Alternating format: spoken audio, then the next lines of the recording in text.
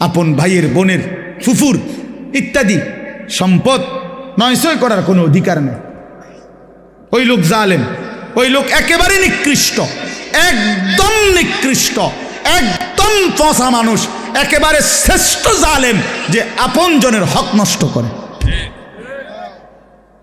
আপন জনের হক নষ্ট করে। আপন বোন সম্পত্তি চাইছে, বাবার পৈতৃক ওয়ারিস সম্পত্তি নিবাগা, বইন বাগি না আর আইতা না, আর আইতা না, আর খাইতা না আমগো ভাই, একবারে বুঝ করে নিগেবা নাকি? সারা জীবন বড় করলাম, ভাই হিসাবে আদর করলাম, বিয়ে শাদি দিলাম, অনার বাইছেন না জালেম। এই ডাকাত কি কইল বেটা? তো বোনের ব্যাপার বল, তো বেটা ডাকাত, তুমি এটা কি বললা? এটা সে বুঝাইতে চাইল যে এই গ্রামের যেই কোনো মানুষ আমার বাড়িতে ভাত খাইতে হইলে খাইতে পারবে এমনি, কিন্তু আপন বোন আর বাগিনা তারা যদি আমার বাড়ির দুগা ভাত খাইতে হয় জমি দিয়া খাইতে হইব। কথা বোঝেন নাই? জমি নিতে না তোমরা, তোমরা না আইবা পরে ভাত খাইবা? কত বড় নিকৃষ্ট জালেম বেটা! তোর গ্রামের কত মানুষ তোর ঘরে খায়, কই তারা তোরে জমি দিয়া খাইছে? তো তুমি আপন বোনের বেলায় এটা কইলা কেন? আপন বোনের বেলায় এটা বললা কেন? আপন বোনের হক দিলা না কেন? কার জন্য আটকাইলা? ওই ছেলে মেয়ের জন্য? ওরা তোমারে মনে রাখবে? এই সম্পত্তি তোমার থাকবে? তো কি বাবা, কি ফায়দা হইল বলেন? বলেন, এক বিগত জায়গা ছেড়ে দিলে আপন ভাইয়ের বাড়ির রাস্তাটা হয়ে যায় না? দিত না?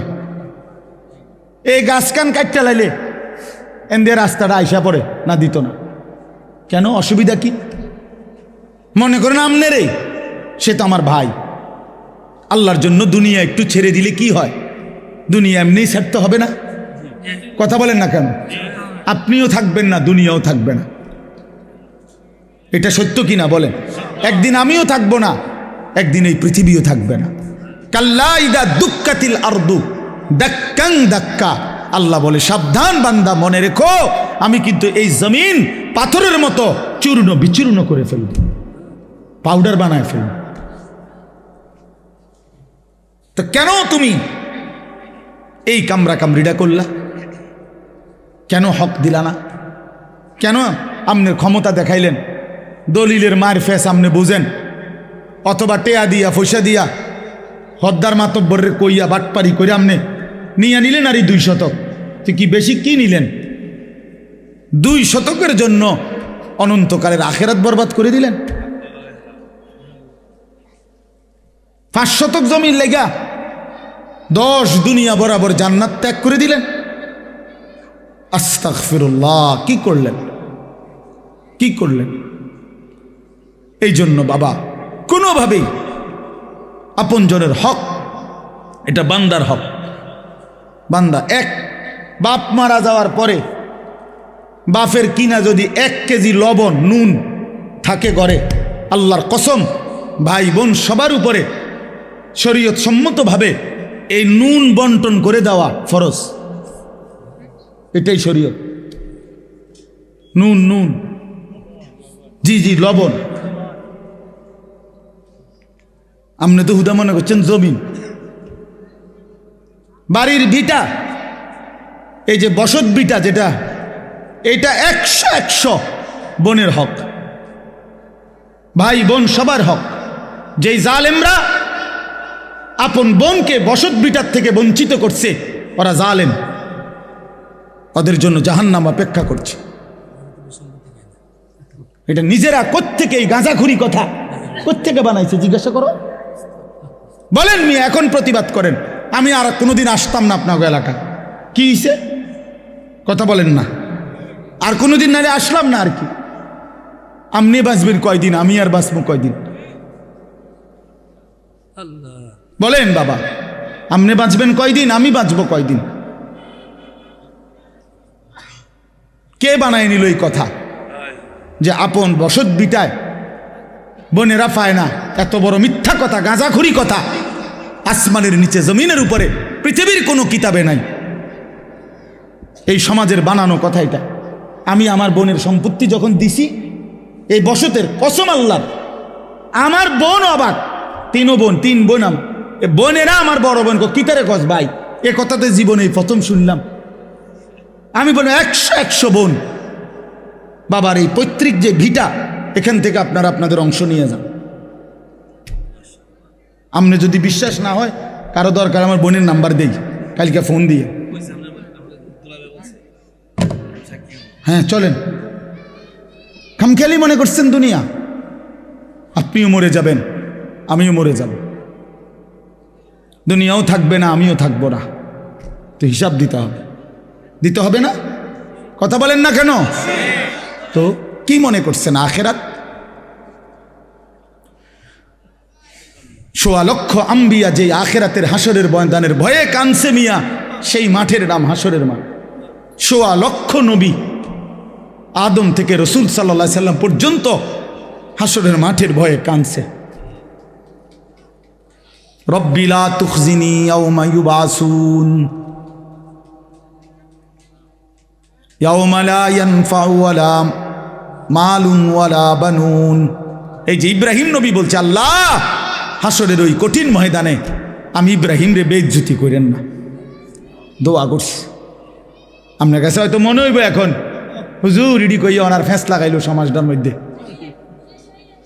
হ্যাঁ, আমি এক জায়গায় বিয়ার সুন্নত তরিকা বলছি, আর হুজুর অনিডি নতুন করে কইয়া ফেঁস লাগাইন। রাসূলুল্লাহ সাল্লাল্লাহু আলাইহি সাল্লামের সুন্নত বিবাহ কিভাবে হবে এটা আমি বলাতে বললো যে এটা ফেঁস লাগাইন না, কথা কইেন নন, যে এমনি চলছে এমনি চলতে দেন। যে বেটা বলছে বেটার এখানে টাই পরা, স্যুট পরা, পরে আমি বললাম আঙ্কেল অবশ্যই আমি ফেঁস লাগানো ঠিক হবে না, এই জন্য আমি দয়া করে বিয়েটা পড়াইলাম না, আমনে মেহেরবানি করে বিয়েটা পড়ান। বাবুরে আমি দুগা ভাত খেতে মাইছি, ভাত আল্লাহর রহমতে খাইছি, খানা শেষ হয়ে গেছে, আমি যাই। এইবার হুজুর আমরা কি আর এটি পারি? তা আমি এতক্ষণ পণ্ডিতি করলেন কেন বেটা ফাজিল? কথা বলেন, আমনে না কইলেন, আমি আমারটা কইলে ফ্যাঁস লাগবো সমাজে, তো আমনেরটা করে আমনে বিয়ে পড়ো, আমার সমস্যা কি? আমি তো ভাত খাইছি, দইও খাইয়া লাইছি, আমার বুঝ হইয়া গেছে, আমি যে খানার বুঝ পাইছি তো সারছে তো।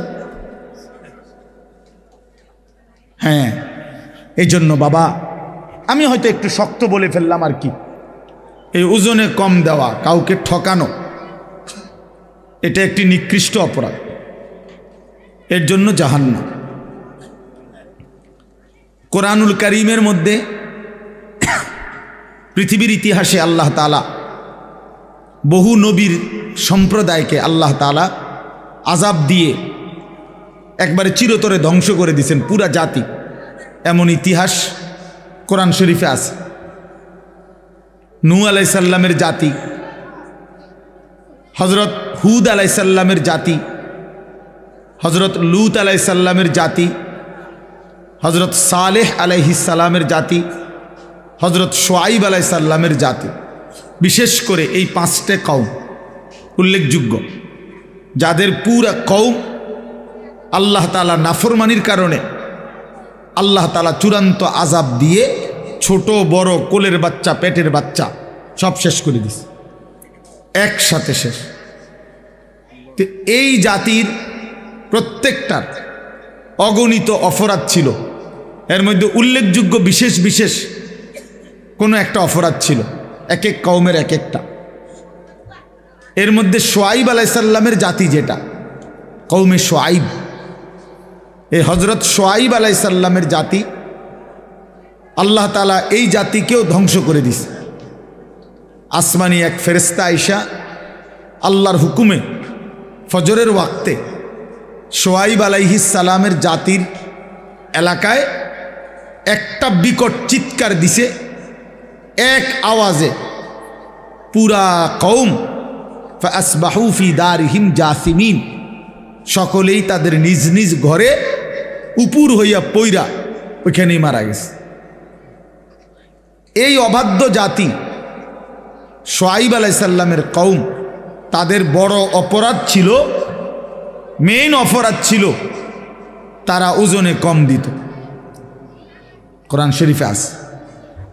এই নবীর শুআয়ব আলাইহিস সালাম তাদেরকে শত শতবার, হাজার হাজার বার, লক্ষ লক্ষ বার বলছে, লা তানকুসুল মিকিয়াল, আমার জাতি ওজনে কম দিও না। ওয়া আউফুল কাইলা, তিনি বলছে হে আমার জাতি ওজন পূর্ণ করে দাও, ওজনে কম করো না।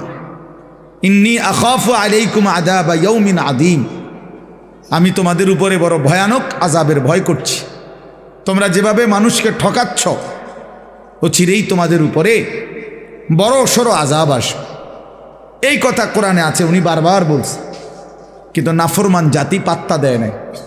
একদিন সত্যি সত্যি আল্লাহ তাআলা ফেরেশতা পাঠিয়ে বিকট চিৎকার দিয়ে ফেরেশতার এক আওয়াজে পুরা জাতি শেষ।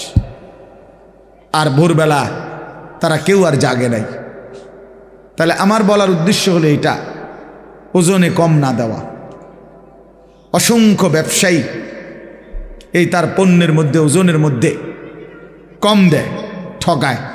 এটা একটা নিকৃষ্ট পাপ, জুলুম। এই ব্যক্তির জন্য জাহান্নাম। আল্লাহ নবী সাল্লাল্লাহু আলাইহি ওয়াসাল্লাম বলছেন, আত-তাজিরুস সাদুকুল আমিন মা'আন নাবিয়্যিন ওয়াস সিদ্দিকিন ওয়াস শুহাদা ওয়াস সালিহিন। যেই ব্যবসায়ীর মধ্যে দুইটা গুণ আছে, এক নাম্বার সাদুক, যে সব অবস্থায় সত্য বলে, সিনা অসিনা সবার সামনে। দুই নাম্বার হলো আল আমিন, বিশ্বস্ত, কাউকে ঠকায় না, পরিচিত অপরিচিত কাউকেই না। তা আল্লাহ নবী সাল্লাল্লাহু আলাইহি সাল্লাম বলেন, এই দুই গুণের অধিকারী, সর্বদাই সত্য বলে, সর্বদাই বিশ্বস্ত, এই দুই গুণ যেই ব্যবসায়ীর মধ্যে থাকবে, আল্লাহ তাআলা তাকে নবী, সিদ্দিক, শহীদ, আউলিয়াদের সাথে হাসরের ময়দানে উঠাবেন। হাসরের ময়দানে উঠাবেন। তাহলে এটা বোঝা গেল হালাল ব্যবসা এবং সৎ আমানতদার ব্যবসায়ী অনেক দাম, অনেক দাম। আর এর বিপরীতে প্রতারক, যে ঠকায়, ধোকা দেয়, সে রাসূলুল্লাহ সাল্লাল্লাহু আলাইহি সাল্লামের অন্তর্ভুক্ত নয়, উম্মত নয়। হাদিসে কথা স্পষ্ট আছে। নবী সাল্লাল্লাহু আলাইহি সাল্লাম একদিন মদিনার বাজারে কোনো একজন ব্যবসায়ীর গমের স্তূপ, গম স্তূপ দিয়ে রাখছে বেচতুবিল্লাহ। আল্লাহ নবী সাল্লাল্লাহু আলাইহি সাল্লাম সামনে গিয়ে দেখলেন উপরে সবগুলো গম শুকনা। নবীজি সাল্লাল্লাহু আলাইহি সাল্লাম ভিতরে হাত ঢুকাই দিলেন। হাদিস এটা, হাত ঢুকাইয়া ভিতর থেকে গম বাহির করে আনলেন যেগুলো ভিজা। তো আল্লাহ নবী সাল্লাল্লাহু আলাইহি সাল্লাম বললেন, এই যে তুমি উপরে সবগুলো শুকনা গম দিয়া ভিজাটাও চালায় দিবা, এটা তো তুমি ধোকা দিলা। গ্রাহককে কি দিলা? ধোকা দিলা। ভিজা আর শুকনার দাম বরাবর না। তো আল্লাহ নবী সাল্লাল্লাহু আলাইহি ওয়াসাল্লাম স্পষ্ট বলছেন, মান গাশশানা, এই তখন বলছে কথাটা, মান গাশশানা ফালাইসা মিন্না, যে কাউকে ধোকা দেয় সে আমার উম্মতের অন্তর্ভুক্ত নয়। আমি তাকে চিনি না, আমি তাকে চিনি না, সে আমার উম্মত নয়। তো যিনি সুপারিশ করবেন, যিনি হাউজে কাউসারের পানি দিবেন, তিনি যদি বলেন তোমারে আমি চিনি না, তুমি আমার উম্মত না, তা আপনার সুপারিশ করবে কোন আব্বা? আপনারে হাউজে কাউসারের পানি দিবে তখন কোন আব্বায় বলেন? আছে তখন কেউ? থাকবে তখন কেউ না। এই জন্য এটা খেয়াল করা। শুধু ব্যবসায়ী না, প্রতিনিয়ত আমরা লেনদেন করি। মানুষ মাত্রই সমাজবদ্ধ জীব। মানুষ একাকী থাকে না, একাকী পারবেও না। মানুষ অপরের সহযোগিতা না নিলে চলতে পারবে না। আমি কিছু টাকা দেব, উনি কিছু পণ্য দিবেন, কখনো আমি পণ্য দেব, উনি টাকা দিবেন। এই লেনদেন প্রতিনিয়ত মানুষকে করতেই হবে, নাই তো দুনিয়া চলবে না। এটা আল্লাহ তাআলারই কুদরতি নিজাম। তাইলে লেনদেন মানুষের একটা স্বাভাবিক জীবনের অংশ, জীবনের অংশ। লেনদেন মানুষকে করতেই হয়। অতএব বাপ, এই 1 নম্বর কথা মনে রাখবেন, লেনদেনের মধ্যে হারাম না করা, কাউকে না ঠকানো, কাউকে না। 100 গ্রাম কম দিলেন তো তাকে ঠকাইলেন, একটা কমলা পচা দিলেন তো তাকে ঠকাইলেন। মালের গুণাগুণটা 2 নম্বরটারে 1 নম্বর বললেন, তারে ঠকাইলেন। আর তখন এই উপার্জনটা হারাম। আল্লাহ নবী সাল্লাল্লাহু আলাইহি সাল্লাম বলেন, মানিশতারা শাইআন বিআশারাতি দারাহিম ওয়া ফীহি দিরহামুন মিন হারাম। যে কোনো একটা জিনিস ক্রয় করছে 10 টাকা দিয়ে, তার মধ্যে 1টি টাকা ছিল হারাম, আর 9 টাকাই হালাল।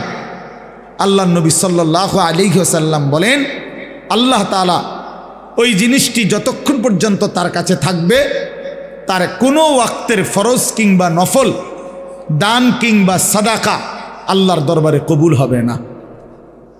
সরাসরি হাদিস। ওই ভাই এই লাইট এটা সরা, ওটা ফালতু কোথাকার, ওটা ঘুরে বয়ে। এই জন্য তার কোনো নামাজ বন্দিগি ইবাদত কবুল হবে, একেবারে স্পষ্ট হাদিস। কোরআন শরীফে আছে, একটা বিষয় আছে এমন, আল্লাহ নিজে বলছে, বন্ধু আদম আলাইহিস সালাম থেকে নিয়ে আপনি 1.25 লক্ষ আম্বিয়াকেও আমি এই একই আদেশ করছি, ওই একই হুকুম আমি ইমানদার সমস্ত বান্দাকেও করেছি। এমন একটা হুকুম, সেটা কি? সেটা হলো হালাল খাও এবং নেক আমল করো। এই কথাইটা যে আগে উপার্জন হালাল, আগে বক্ষণ খাবার হালাল খাও, অতঃপর আল্লাহর ইবাদত করো, এই কথাইটা হুবহু আল্লাহ 1.25 লক্ষ নবীকেও বলছেন এবং সমস্ত ইমানদার উম্মতকেও বলছেন। কথা বুঝছেননি আমার? তাহলে এই মুশতারাক হুকুম সমস্ত নবীর জন্য যেই হুকুম, রাসূলুল্লাহ সাল্লাল্লাহু আলাইহি সাল্লাম বলেন, ইন্নাল্লাহ তাআলা আমারাল মুমিনিনা কামা আমারা বিহিল মুরসালিন। আল্লাহ তাআলা রসুলদেরকে যেই হুকুম করেছেন, হুবহু এই হুকুম ইমানদারদেরকেও করেছেন। যে 1 নম্বর রোজগার হালাল, বক্ষণ খাবার হালাল। 2 নম্বর হলো আল্লাহর ইবাদত, নেক আমল, নেক আমল। এই জন্য বাপ আমরা অনেক সময় খামখেয়ালি মনে করি, হালাল রোজগারের বিষয়টাকে পাত্তা দেয় না। এই সুদের টাকা, কিস্তির টাকা, মিথ্যা হারাম রোজগার, বাটপারি, সিটারি, ওজনে কম দেওয়া, আবার গিয়া নামাজ পড়ে মনে করবে যে চলবে না, চলবে না, চলবে না, হবে না। কোনো ব্যক্তি শুধু নামাজ পড়লে তারে নামাজি বলে, কেউ রোজা রাখলে তারে রোজাদার বলে, কেউ হজ করিলে তারে হাজি সাহেব বলে, কেউ দান করিলে তারে দানশীল বলে। কিন্তু দিনদার, মুত্তাকি, ফরহেজগার, আল্লাহওয়ালা তাকে বলে যে পুরা দিন মানে। কথা বুঝছেননি আমার? আর জান্নাতে যাওয়ার জন্য শুধু নামাজি হওয়া যথেষ্ট নয়, শুধু রোজাদার হওয়া যথেষ্ট নয়, শুধু হাজি সাহেব হওয়া যথেষ্ট নয়, শুধু দানশীল হওয়া যথেষ্ট নয়, বরং পুরা দিন মানা জরুরি। আমার জন্য, আপনাদের জন্য। আমি না মানলে আমি ক্ষতিগ্রস্ত, আপনি না মানলে আপনি ক্ষতিগ্রস্ত। কথা বুঝছেন? বহুত জনে তো মানে না, এ কথা কই হালাই দিল হইতো না। বহুত হুজুরেও তো মানে না, না মানুক, আমনে মানবেন। কারো অমকে মানে না, তোমকে মানে না, এ কথা বলে উড়াই দিলে হবে না। আমনে তো উনার কবরে যাইতেন না, আপনি তো আপনার কবরে যাইবেন। এই জন্য হালাল রোজগার এটা অত্যন্ত গুরুত্বপূর্ণ। তলাবু কাসবিল হালাল ফরিদাতুন, সরাসরি হাদিস, বাদাল ফরিদা। নবী সাল্লাল্লাহু আলাইহি সাল্লাম বলেন, নামাজ, রোজা, হজ, জাকাত এই ফরজগুলো আদায়ের পরে হালাল রোজগার তালাশ করা, এটা দ্বিতীয় ফরজ। দ্বিতীয় ফরজ কাসবিল হালাল, হালাল রোজগার, হালাল রোজগার। রসুল্লাহ সাল্লাল্লাহু আলাইহি সাল্লামের জামানায় এক ব্যক্তি কাবা ঘর ধরে, কাবার গিলাফ ধরে বহু দূর থেকে সফর করে বালু সালু নিয়া কাবার গিলাফ ধরে আল্লাহর কাছে দুই হাত তুলে দোয়া করতেছিল বিভিন্ন কিছু, ইয়া রব্বি, ইয়া রব, ইয়া রব, আল্লাহ আমার এই দরকার, এই দরকার, এই দরকার। তিরমিজি শরীফের হাদিসের মধ্যে আছে, আল্লাহ নবী সাল্লাল্লাহু আলাইহি সাল্লাম সাহাবীদেরকে বললেন, দেখো তো, মাতামুহু হারাম, মাশরাবুহু হারাম, গুজিয়া বিল হারাম, ফাআন্না ইউস্তাজাবু লাহ। এই যে লোকটা, সে যা খেয়েছে হারাম, সে যা পান করছে তাও হারাম, তার শরীরের গোস্ত রক্তগুলো যা হয়েছে তাও হারাম, ফাআন্না ইউস্তাজাবু লাহু, তাহলে কিভাবে তার দোয়া কবুল হবে? যদিও সে কাবার গিলাফ ধরে রাখছে, যদিও সে আল্লাহর ঘরের সামনে। তো রাসূলুল্লাহ সাল্লাল্লাহু আলাইহি সাল্লাম যদি বলেন হারাম খোরের দোয়া কবুল হয় না, তা আপনি গাছ জোরে নিয়ে দোয়া কবুল করাবেন? কথা বলেন না? ইমাম সাহেব রেটে 100 দিলে ইমাম সাহেব দোয়া কবুল করাইয়া এরপরে বেহেশতে জমা দিয়ে আইব না? কি বেহেশত এই মাওলানা রুহুল আমিন, মাওলানা অমকের, আবু হানিফ, আনিসুর রহমান, হেগো বাফের সম্পত্তি? হ্যাঁ, কথা বলেন না কেন?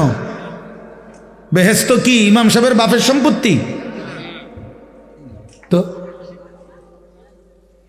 ইমাম সাহেব কি টেন্ডার নিয়ে আসছে বেহেশত, যে আমি দূরের টেন্ডার লইছি 10 শতকের? তো কি ভাবছেন? আপনার সমস্ত জিন্দিগির পুরা নাফরমানি ইমাম সাহেবকে 100 দিয়ে মিলাই দিব, এত খামখেয়ালি ভাবলেন? সারা জিন্দিগির সমস্ত হারাম উপার্জন 200 টাকা দিয়া ইমাম সাহেব সাফ করায় নিব, এটা কি আসলে? এতটা মামুলি কিভাবে ভাবলেন? এতটা খামখেয়ালি কিভাবে মনে করলেন? এতএব আল্লাহ নবী সাল্লাল্লাহু আলাইহি ওয়াসাল্লাম বলছেন, লা ইয়াদখুলুল জান্নাতা জাসাদুন গুজিয়া বিল হারাম। ওই দেহ জান্নাতে প্রবেশ করবে না যে দেহের গোস্ত, মাংস, রক্ত হয়েছে হারামের দ্বারা। আল্লাহর কসম, এটা হাদিস, নবী সাল্লাল্লাহু আলাইহি সাল্লাম বলছেন। আমি নিজে হাদিসের ব্যাখ্যার মধ্যে পড়ছি। আহা, বদনসিব ওই ব্যক্তি, যে ব্যক্তি তার গোটা ফ্যামিলিকে, বউ বাচ্চাগুলোকে হারাম টাকা খাওয়াইছে, তার এই হারাম রোজগার দিয়েই সবারে খাওয়াইছে, পড়াইছে। তো হাদিসের ব্যাখ্যায় মুহাদ্দিসিনে কেরাম বলে, এই হারামখোর, এই নাফরমান নিজের জন্য জান্নাত বরবাদ করলো, পুরা ফ্যামিলির জান্নাতও বরবাদ করে দিল, পুরা ফ্যামিলির জান্নাত বরবাদ করে দিল, সবার জান্নাত বরবাদ করে দিল।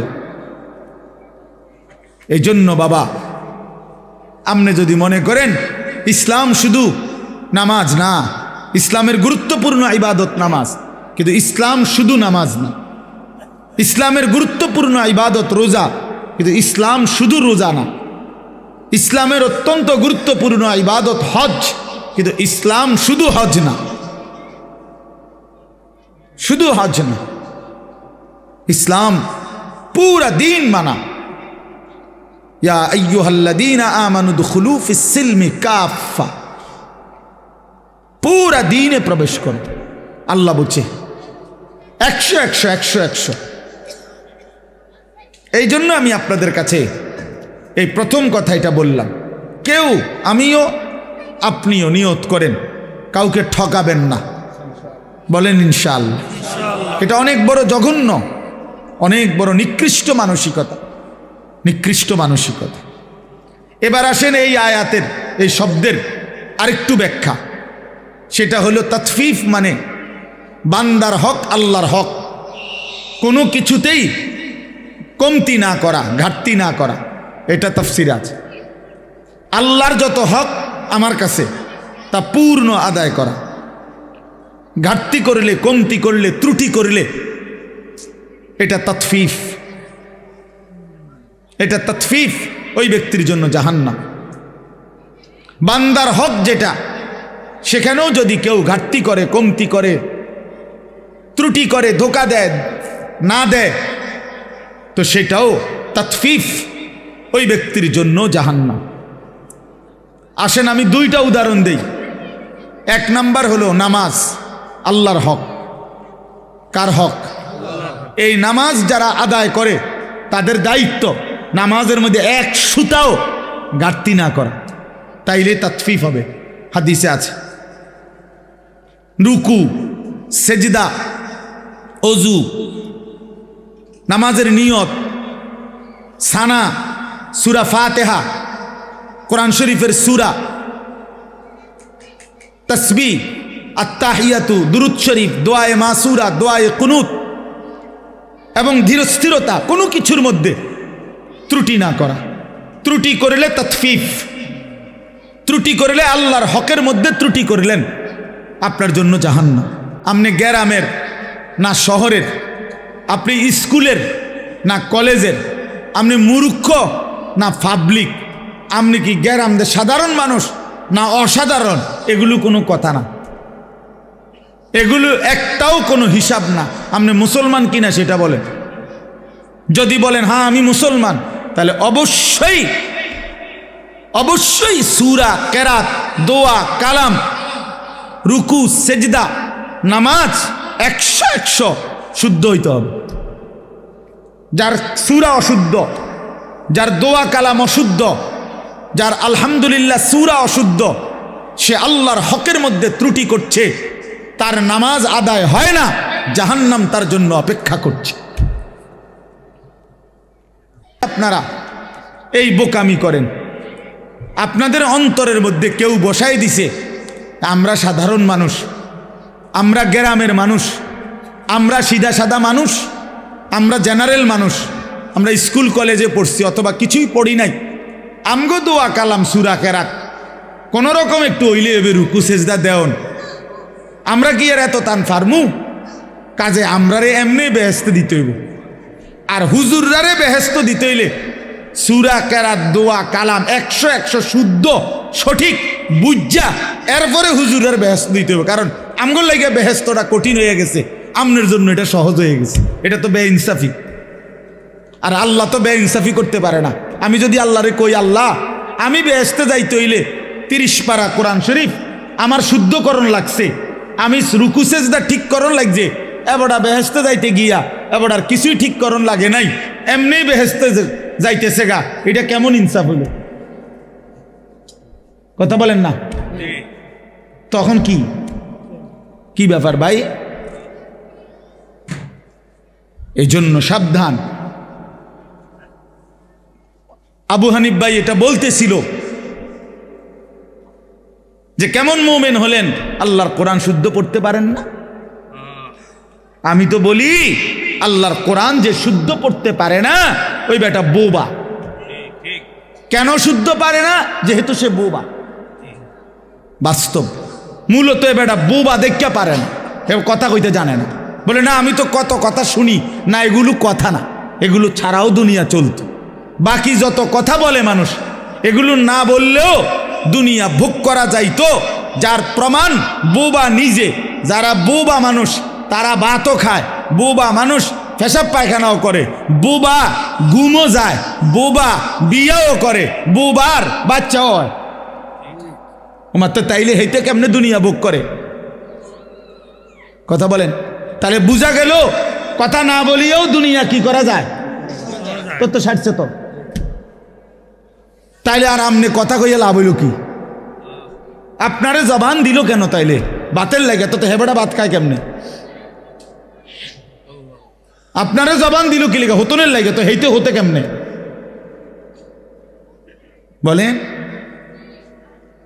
ওই অন্ধ লোক দুনিয়া ভোগ করে কিভাবে?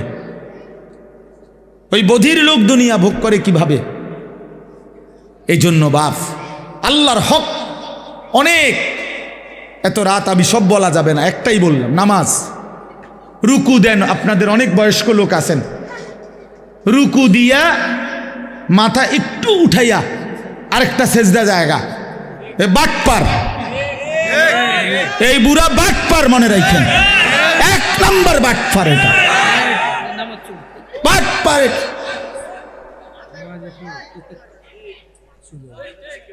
সোজা বাটপার, এটা পুরা মিয়া সাদওয়ানে হেবড়ার কুদনের ঠেলায় কথা কম যায় না কারো, এনাই হেবড়ার কুয়ানি ধরে মসজিদাই এক চা দোকানে ওটা কুইতে ওড়ে, লাফাইয়া ওড়ে, আরো 10 জনে থামাই তারে না বুড়ারে। আও আল্লাহ দোয়াই আপনি কত থামেন, আরে রাখ বেড়া, উড়ে এলাম বেড়া, হেতে উড়ে এলাইব দোয়ানদার, হেতে টাকা পায়, হেতে উড়ে এলাই দোয়ান, চালাক ফাইজলামি। চা দোকানে গিয়ে ওইখানে মাতবুরি দেখায়, নামাজের বেলা এসা সেজদে একটা দিয়ে একটু মাথা উড়াই, আরটা দিয়ে এলা, একদম জাঁতা দিয়ে ধরা দরকার এগুলার, একদম চাপ দিয়ে যে মাথায় আর উড়াইও না, মাথা যখন উড়াইতেই কষ্ট হয়, মাথায় আর উড়াইও না। এটা কি ধরনের নামাজ বলেন? এটা নামাজ হইল?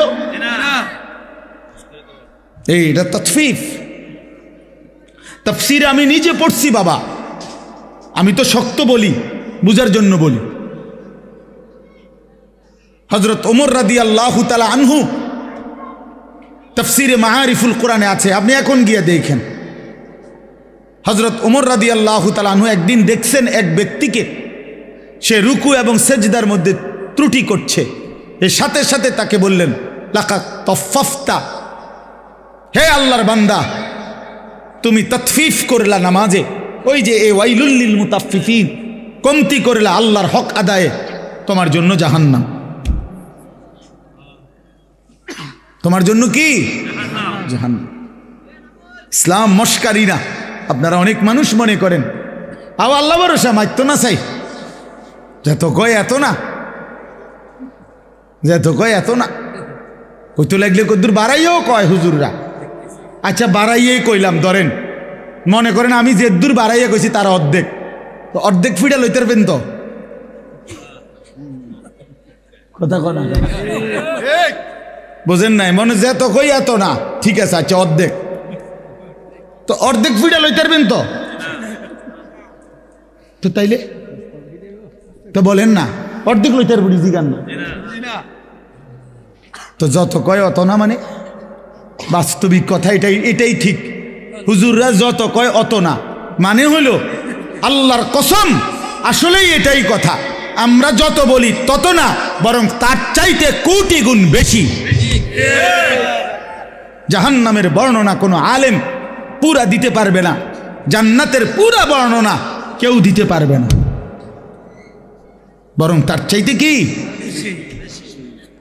বেশি, অনেক বেশি। তো যত কয় তত না, মানে এটা এদিক দিয়া না হেদিক দিয়া, এটার অর্থ। আপনি হাদিস শুনেন, একটা হাদিস শুনাই, আল্লাহ নবী সাল্লাল্লাহু আলাইহি সাল্লাম বলছেন, কোরআন শরীফের একটা আয়াত আছে, ওয়া আম্মা মান খাফফাত মাওয়াজিনুহু ফাউম্মুহু হাওিয়া ওয়া মা আদরাকা মা হিয়া নারুন হামিয়া। আল্লাহ বলছে, যার হাসরের ময়দানে মিজানের পাল্লায় গুনাহ ভারী হবে, নেকি হালকা হবে, তার ঠিকানা হবে হাবিয়া নামক জাহান্নাম। জাহান্নামের মধ্যে 7টার মধ্যে একটার নাম হাবিয়া, হাবিয়া জাহান্নাম। তো আল্লাহ নবীজিকে নিজে বলতেছে, ওমা আদরাকা মা হিয়া, বন্ধু আপনি জানেন এই হাবিয়া জাহান্নামটা কেমন? তো আল্লাহ তাআলা নিজেই বলতেছেন, নারুন হামিয়া, সবচেয়ে গরম উত্তপ্ত জাহান্নাম। তো এবার উত্তাপটা কেমন নবীজি এবার ব্যাখ্যা দিছে, এটার তাফসীরের মধ্যে আছে। নবীজি বললেন এই আয়াতের ব্যাখ্যায় জাহান্নামের তাপটা কেমন, তো নবী সাল্লাল্লাহু আলাইহি সাল্লাম বলেন, নারুকুম হাদিহি জুজউম মিন 70 জুজআম মিন নারি জাহান্নাম।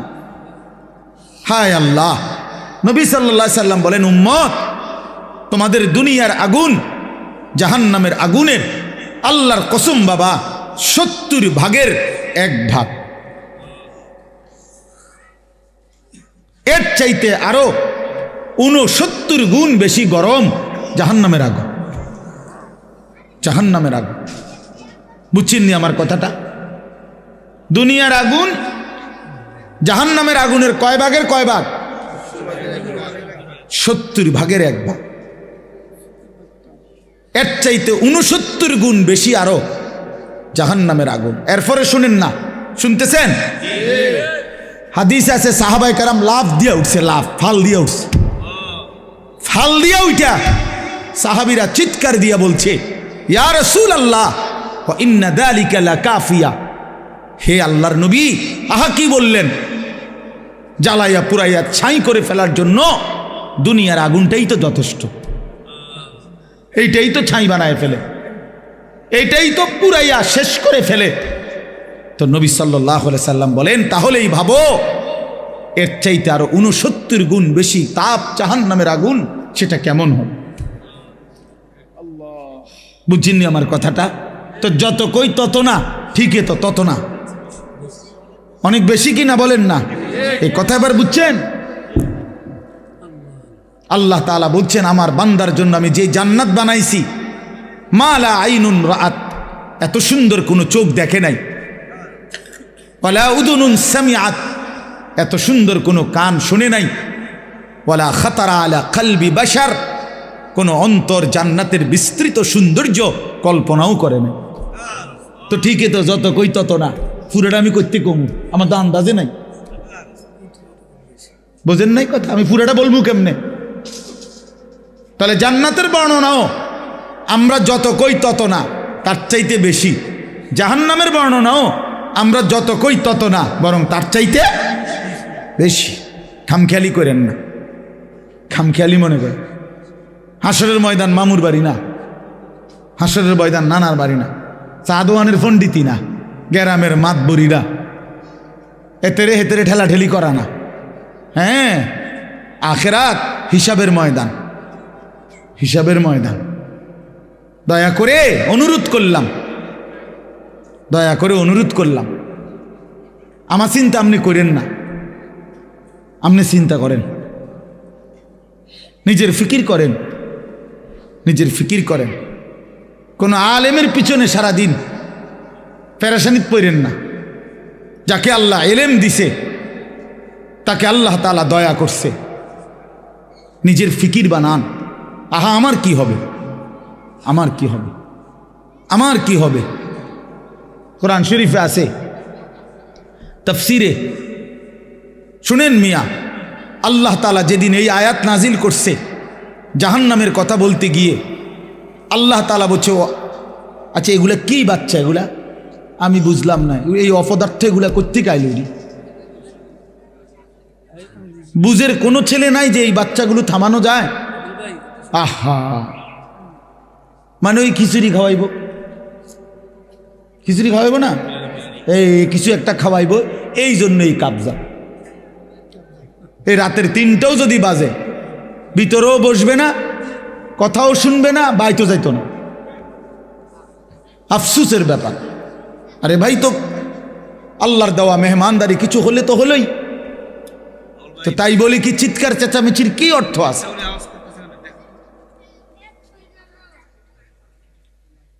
তো কি বলতেছিলাম?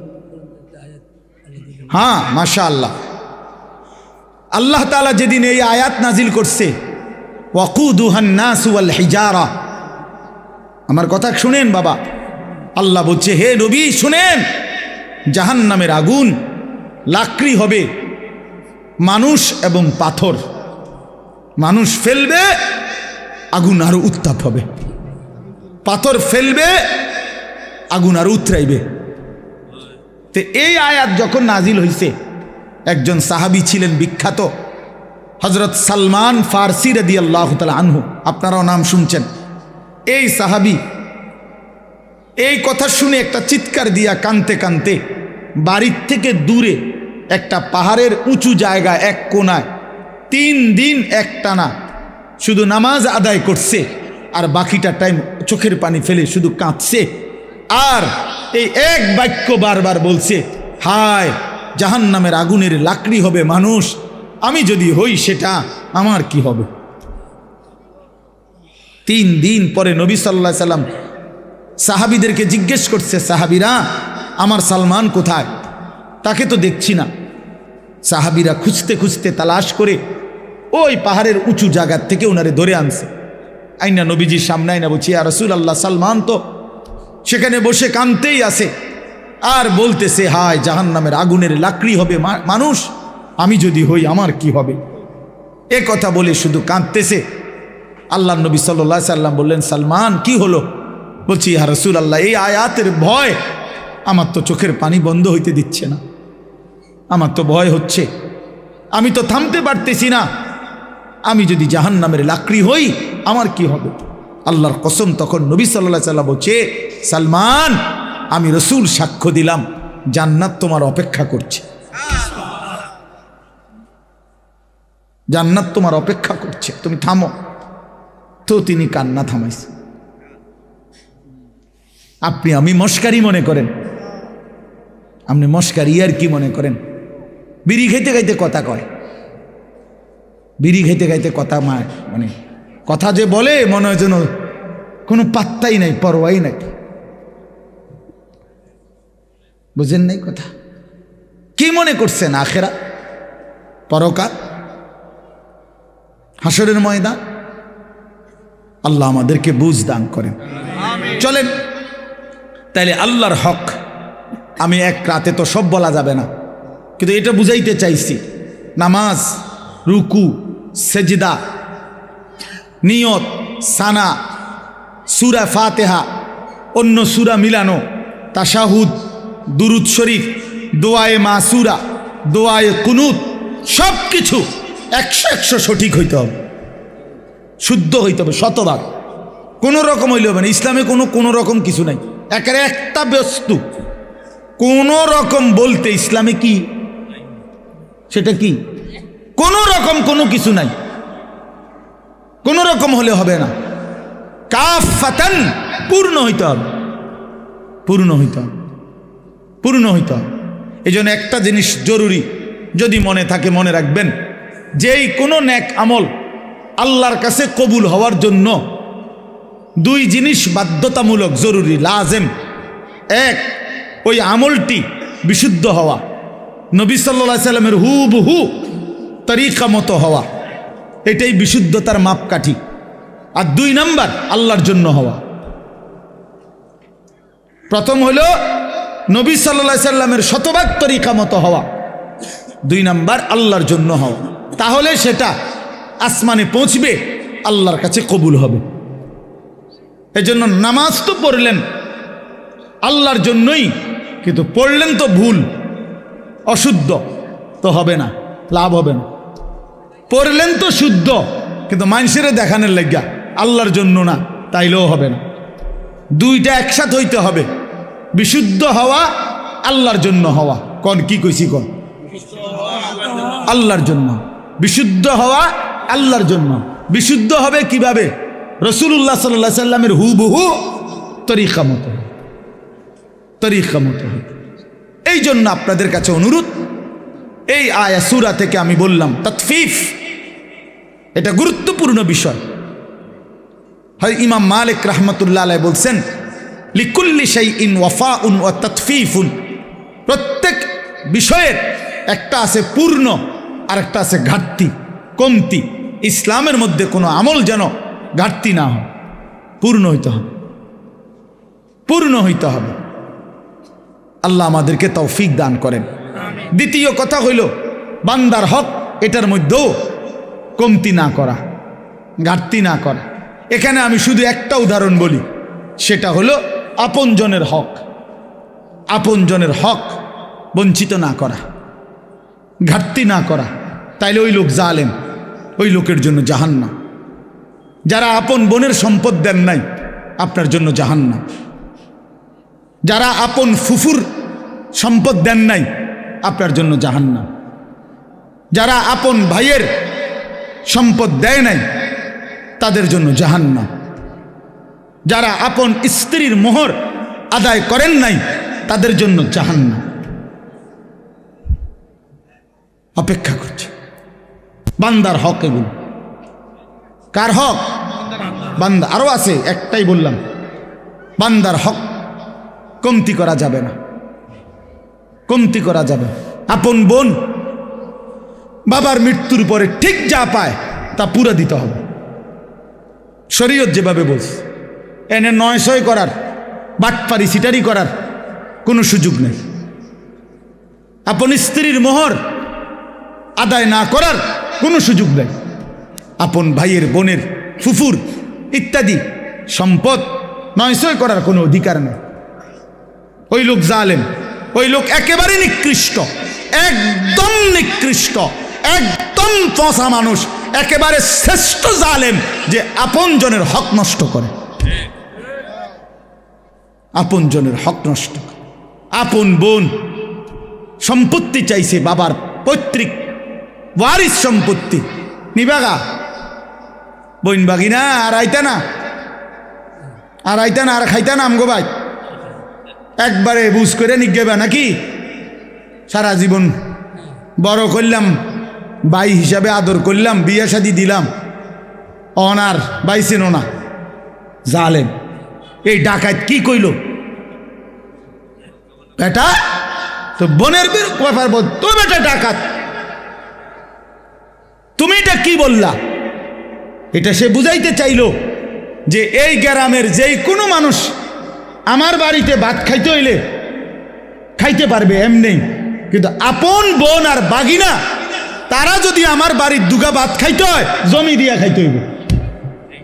কথা বোঝেন নাই? জমি নিতে না তোমরা, তোমরা না আইবা পরে ভাত খাইবা?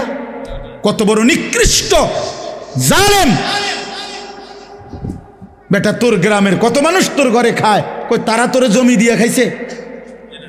তো তুমি আপন বোনের বেলা এটা কইলা কেন? আপন বোনের বেলায় এটা বললা কেন? আপন বোনের হক দিলা না কেন? কার জন্য আটকাইলা? ওই ছেলে মেয়ের জন্য? ওরা তোমারে মনে রাখবে? এই সম্পত্তি তোমার থাকবে? তো কি বাবা, কি ফায়দা হইল বলেন? বলেন, এক বিগত জায়গা ছেড়ে দিলে আপন ভাইয়ের বাড়ির রাস্তাটা হয়ে যায় না? দিত না? এই গাছ কান কাটতে লাইলে এনদের রাস্তাটা আইসা পড়ে না? দিত না? কেন? অসুবিধা কি? মনে করেন আমনেরে, সে তো আমার ভাই, আল্লাহর জন্য দুনিয়া একটু ছেড়ে দিলে কি হয়? দুনিয়া এমনিই ছাড়তে হবে না? কথা বলেন না কেন? আপনিও থাকবেন না, দুনিয়াও থাকবে না।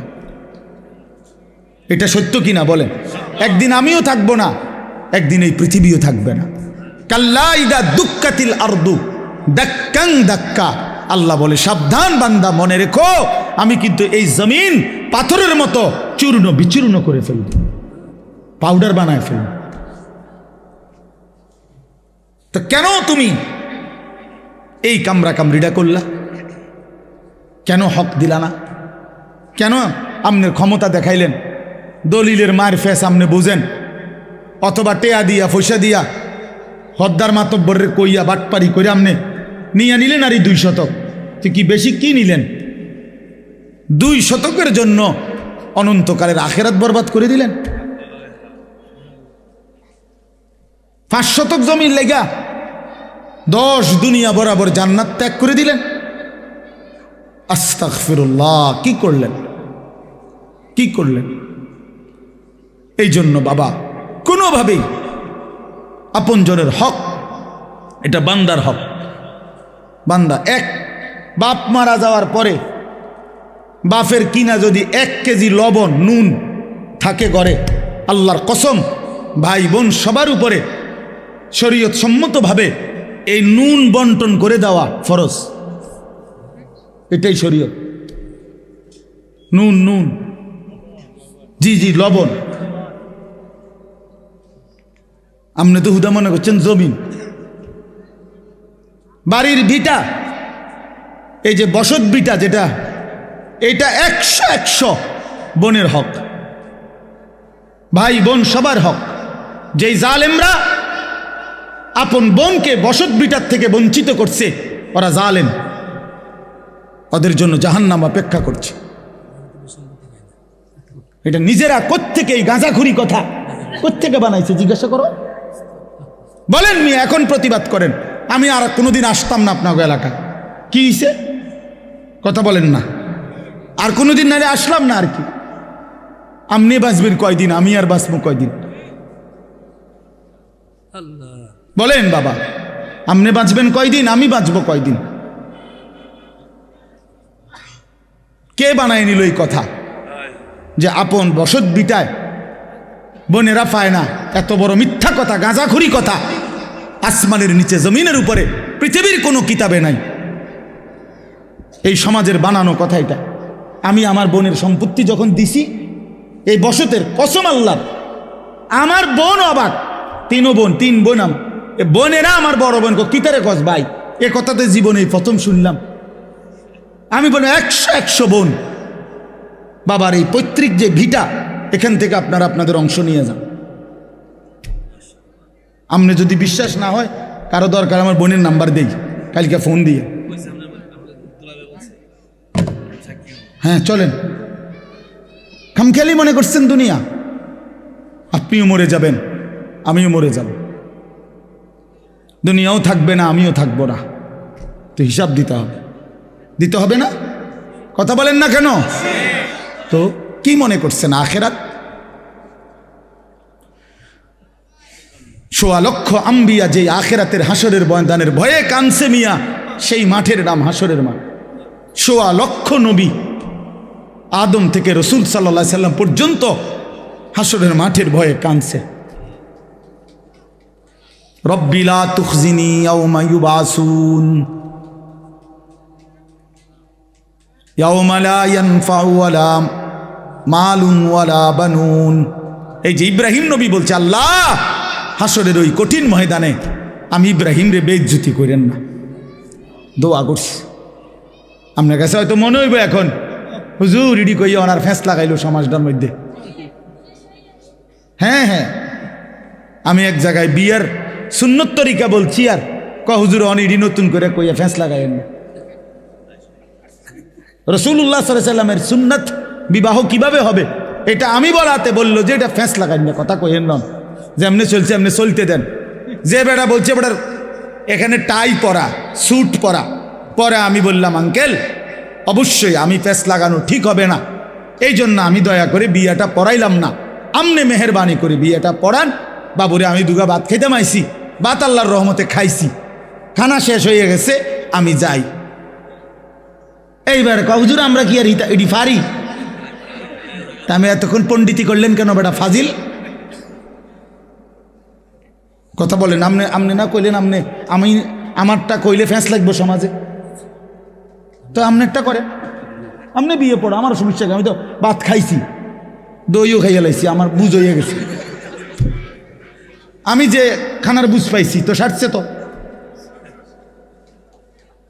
হ্যাঁ, এই জন্য বাবা আমি হয়তো একটু শক্ত বলে ফেললাম আর কি, কিন্তু মনে কষ্ট নিয়েন না। আপনি বরঞ্চ ভাবতে শিখেন, বিষয়টাকে পজিটিভ দেখেন, ইতিবাচক দেখেন যে আহা আসলে তাহলে আমার কি করা উচিত। ঠিক কিনা বলেন না কেন? 5 শতক জমি কমে গেলে জিফুত মরতো না, আখেরাত বাইচা যাবে। 10 শতক জমি কম পাইলে সন্তান মরবে না। আমরা 5 ভাইয়ের জন্য আমার বাবা কোনো ঘর করে দিয়ে যায় নাই। 2008 সালে আমার আব্বা ইন্তেকাল করছে, 2009 সালে না 2015 সালে, 2015 সালে, আর এখন 2024, 9 বছর। এই 9 বছর আগে আমার আব্বা ইন্তেকাল করছে, যখন আমরা 5 ভাইয়ের কারো কোনো ঘর ছিল না। কিন্তু এই 9 বছরের ব্যবধানে বাবার ইন্তেকালের পরে আমরা 5 ভাইয়েরই আলাদা আলাদা জমি কিনা বিল্ডিং আছে, আলহামদুলিল্লাহ। তাহলে বাফ করে দিয়ে যায় নাই বলে সন্তান করতে পারবে না, এটা কোনো কথা না। বরং 5 জনের আমার সব ভাই কোনো ওয়াজ করে না, সব ভাইয়ের আলহামদুলিল্লাহ আল্লাহ ঘর করবার তৌফিক দিছে আলাদা আলাদা। তাইলে আমি আপনাদেরকে বুঝাইতে চাই, আপনি কেন হারামের মাধ্যমে সুদ দিয়া, ঘুষ দিয়া, বাটপারি, সিটারি কইরা, মিথ্যা বইলা, দলিলের মধ্যে 2 নম্বরই কইরা আমনে এতেরে দিয়া হেতেরে দিয়া ওইতেরে দিয়া ওইতেরে দিয়ে এতগুলো বাটফারি কইরা আহা বান্দা, আয় আল্লাহর বান্দা, কার জন্য রাইখা গেলা? নিজের আখেরাত বরবাদ করে দিলা।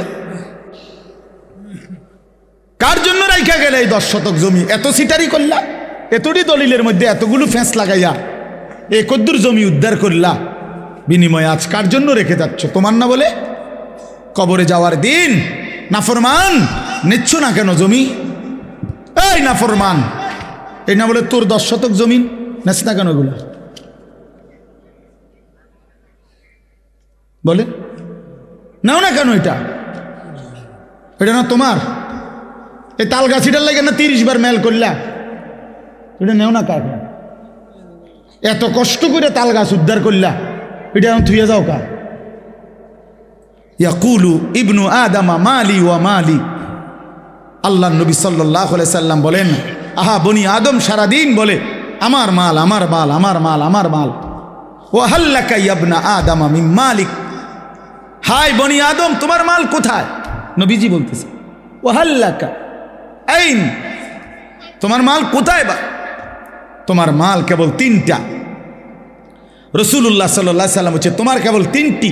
মা আকালতা ফা আফনাইতা, যা তুমি সরাসরি খাইছো, তুমি খাইছিলা, এটা তোমার।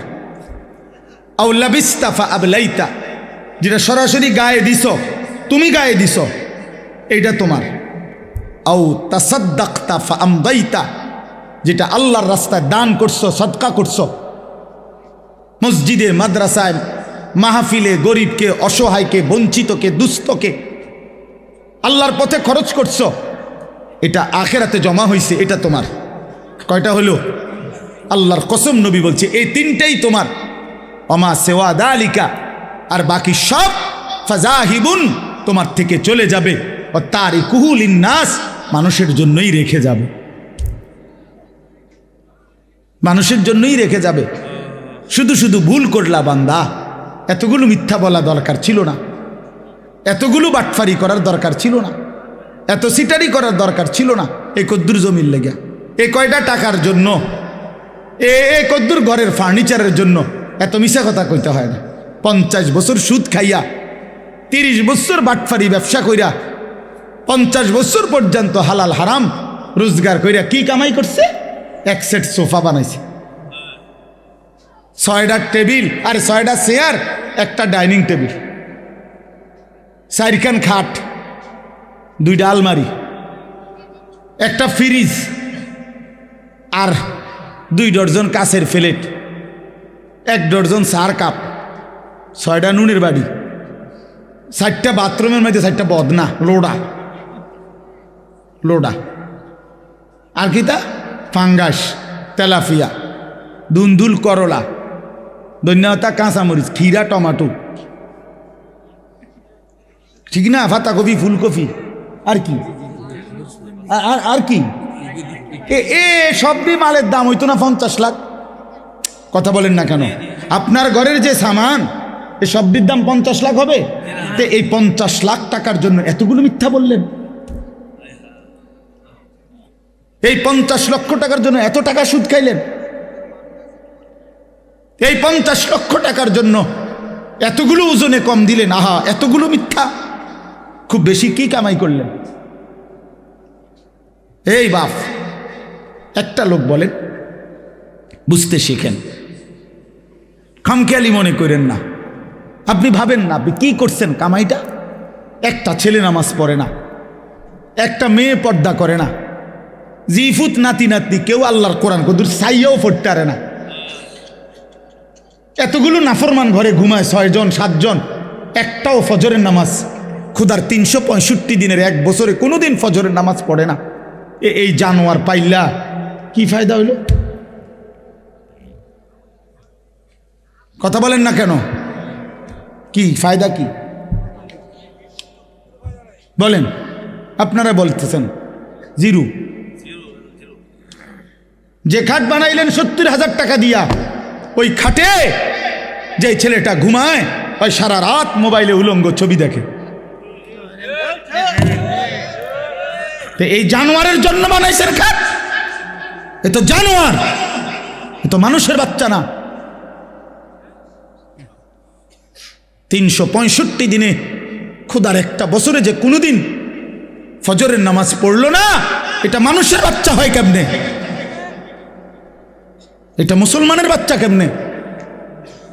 কথা বলেন। একজন প্রতিবাদ করেন মিয়া, তারা ওই মানুষের বাচ্চা কেমনে? ওই হাইওয়ানরে জিজ্ঞেস করেন, তোর কোনো আল্লাহ নাই, তোর কোনো রসুল নাই, তোর জন্য কেউ কাঁদে নাই? 23 বছর তোর জন্য তোর রসুল কাঁদছে। তায়েফের পাথরের আঘাতে পিঠটা চালনির মতো ছিদ্র বানায় ফেলছে। ক্ষুধার কষ্টে পেটে পাথর বাঁধছে 2টা। উহুদের দান দান শহীদ করা রক্তে উহুদের মাঠে নবী পড়েছিল ঘন্টার পর ঘন্টা। 3 মাস ঘরের চুলায় আগুন জ্বলে নাই। নবী বলবে, উম্মত এত কাঁদলাম, সারা রাত চোখের পানি ফেলে এশার পর থেকে ফজরের আজান পর্যন্ত নবী সাল্লাল্লাহু আলাইহি সাল্লাম উম্মতের জন্য কাঁদছেন, চোখের পানি ফেলছেন, দোয়া করছেন। বিনিময়ে উম্মত এই জিন্দেগি, এই আমল নামা, কোনো দিন ফজরের নামাজ নাই, 30 বছর মিথ্যা, 40 বছর হারাম, 60 বছর বয়সও বিড়ি সিগারেট, 60 বছর বয়সও চায়ের দোকানে আড্ডা, টেলিভিশন আর নাচ গান, 40 বছর ঘরে প্রতিদিন রঙিন টেলিভিশন চলল, স্ত্রী বেপর্দা, মেয়েটাও বেপর্দা। হায় উম্মত, এ কি আমল নামা আনলা? আল্লাহর কসম, নবীজির কাছে তো উম্মতের আমল নামা দেখানো হবে। এই বাপ, নবী সাল্লাল্লাহু আলাইহি সাল্লাম তো উম্মতের আমল নামা দেখবে। তো এই আমল নামা দেখলে কসম আল্লাহর, নবী চোখের পানি ছেড়ে দিবে আর কাঁদবে আর বলবে, উম্মত আমি শ্রেষ্ঠ নবী, তুমি আমার শ্রেষ্ঠ উম্মত। এই নিয়ে আমল নামা, আমি এই আমল নামা নিয়া আল্লাহর সামনে কেমনে দাঁড়াবো? তোমার জন্য কেমনে সুপারিশ করব উম্মত? কি বলবো? আমি কিভাবে মুখ দেখাবো? তুমি আমার এত বড় বেইজ্জতি কেমনে করলা? কি ব্যাপার? কোনো বাবা যদি কোনো ছেলেকে 6 বছর ঢাকা শহরে রাখা কোনো কলেজে পড়ায়, তারে মনে করেন 50 লাখ টাকা দিছে, এই পর্যন্ত বাবার সব বেচ্চা, 6 বছর পরে রেজাল্ট আসছে সে ফেল, তো ওই বাপ কি পরিমাণ কাঁদবে যে কিরে বাপ, আমার গত 6 বছরের এই রক্ত পানি করা টাকা, ঘাম বেজানো কলিজা ছেঁড়া টাকা, তোদের সুখের জন্য আমি 12 বছর বিদেশ করছি, তোদের সুখের জন্য আমি 28 বছর বিদেশ থাকলাম, কোনো দিন সুখ কি দেখি নাই। 12 ঘন্টা 14 ঘন্টা ডিউটি করে, এত কষ্ট করে বুকে বাইন্দা এক একটা টাকা রোজগার করে তোদেরকে দিছি, বিনিময়ে এই রেজাল্ট, বিনিময়ে এই ফলাফল। ওই বাবা কাঁদবে কিনা বলেন? ওই মা কাঁদবে কিনা বলেন? তো রাসূলুল্লাহ সাল্লাল্লাহু আলাইহি সাল্লাম কাঁদবে না? বলবে, উম্মত 23টা বছর কাইদা, চোখের পানি ফেলে, রক্ত জড়িয়ে, পেটে পাথর বাইদা, ক্ষুধার কষ্ট সয়ে, বিনিময়ে এই আমল নামা পাইলাম।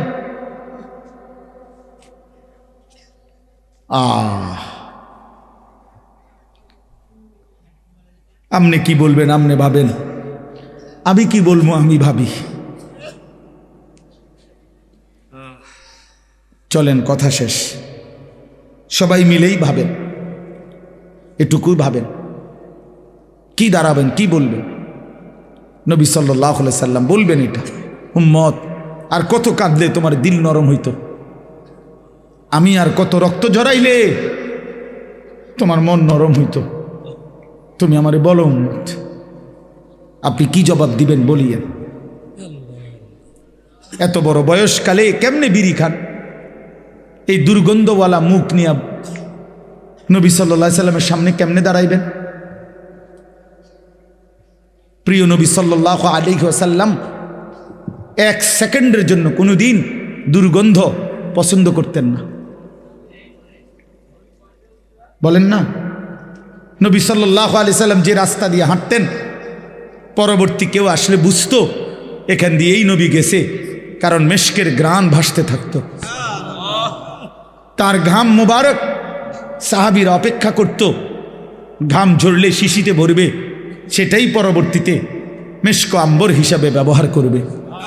এই আপনারা শুনেন নাই কিনা আজকে প্রথম কথা বলেন? এই তো অনেক পুরানো আজ, ঠিক কিনা বলেন? তো এই কথাগুলোর অর্থ কি?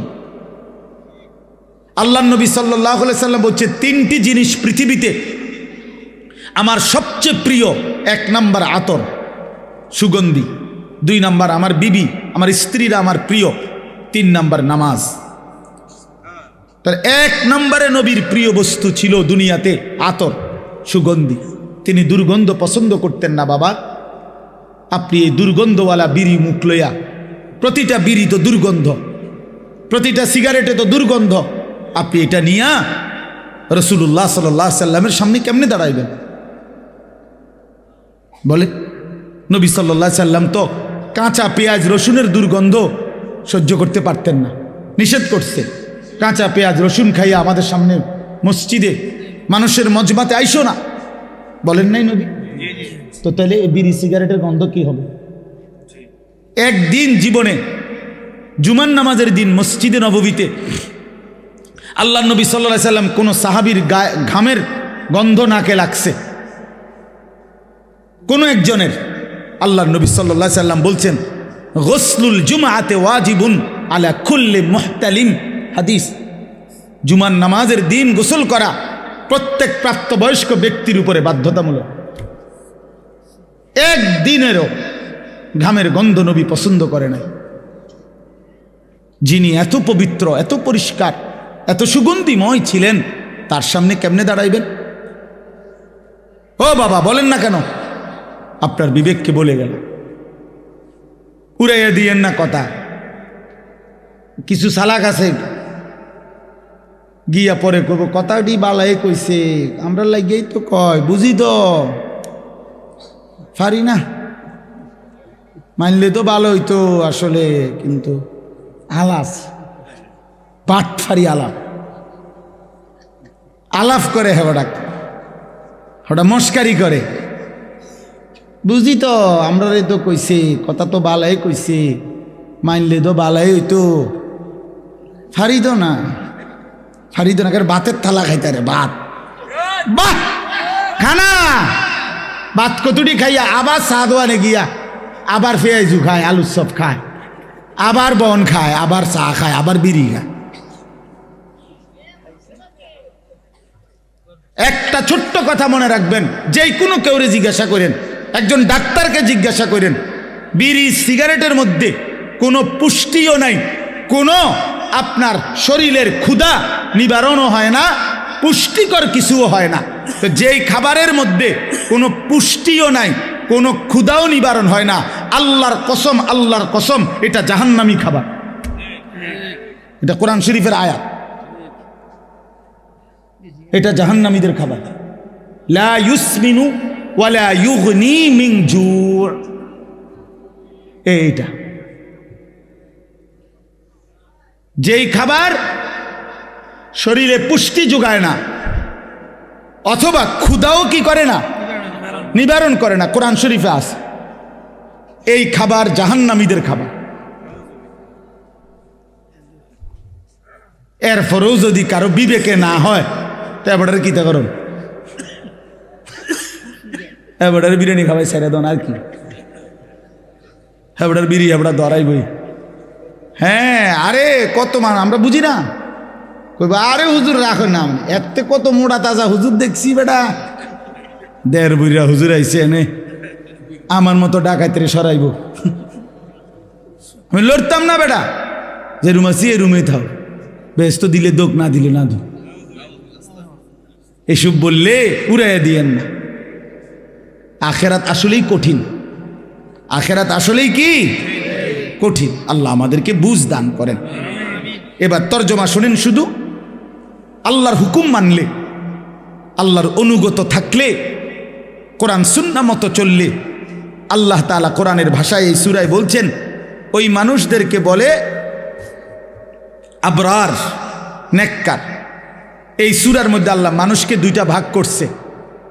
নেককার যারা সৎকর্মপরায়ণ, তাদেরকে আল্লাহ বলছে আবরার, আর যারা পাপী নাফরমান, আল্লাহ তাদেরকে বলছে ফুজ্জার। তো এখানে আমি যেই 5টা আয়াত পড়ছি, এই 5টি আয়াতে আল্লাহ তাআলা আবরার যারা নেককার তাদের পুরস্কার ঘোষণা করছে। ইন্নাল আবরারা লাফি নাঈম, আল্লাহ বলেন আমার নেককার বান্দা যারা হবে তারা নেয়ামতে নেয়ামতে ভরা চির সুখের জান্নাতেই বসবাস করবে। আচ্ছা, জান্নাতের নিয়ামত কি পরিমাণ? তো আল্লাহ কোরআনে বলছে ইদা রাআইতা সাম্মা রাআইতা নাঈমান ওয়া মুলকান কাবীরা। এটা বলতেই মজা লাগে আমার। ইদা রাআইতা সাম্মা রাআইতা নাঈমান ওয়া মুলকান কাবীরা। আল্লাহ বলছে অর্থ হলো এই, আমার বান্দা জান্নাতে ঢুকবে, জান্নাতের নিয়ামত দেখবে, আবার দেখবে, আবার দেখবে, আবার দেখবে, ঘুরে ঘুরে দেখবে, চোখ ফিরায়া ফিরায়া দেখবে, দেখবে শুধুই নিয়ামত, নিয়ামতে নিয়ামতে এক বিশাল রাজত্ব আল্লাহ তারে দান করছে। আল্লাহ বলবে বান্দা তুই দেখবি কতক্ষণ, আমি দেখাবো কতক্ষণ, চল বান্দা। তুই আমার লোকে পারবি কেমনে বান্দা? তুই আমার লোকে কেমনে পারবা বান্দা? লাহুম মা ইয়াশাউনা ফিহা ওয়ালাদাইনা মাজিদ। বান্দা যা চাইবে জান্নাত তা তো মিলবেই। আল্লাহ বলেন এর অতিরিক্ত আমার কাছে আছে আরো অগণিত। সুবহানাল্লাহ। ইন্নাল আবরারা লাফি নাঈম, নিয়ামতে নিয়ামতে ভরা জান্নাতেই থাকবে। আলাল আরাইকি ইয়ানজুরুন, এরপরে দ্বিতীয় আয়াত আলাল আরাইকি ইয়ানজুরুন। আল্লাহ বলেন আমার নেককার বান্দা জান্নাতের সিংহাসনে বসে দেখতে থাকবে। কি করতে থাকবে? আবার বলেন কোথায় বসে কি দেখবে? 3 জিনিস। আর আমি কই তাফসীরে কুরতুবীতে আছে 3 জিনিস দেখতে থাকবে জান্নাতের সিংহাসনে বসে। 1 নাম্বার, আল্লাহ তাআলা তাকে যেই বিশাল রাজত্বের নিয়ামতে ভরা জান্নাত দিছে পুরাটা এক নজরে দেখবে।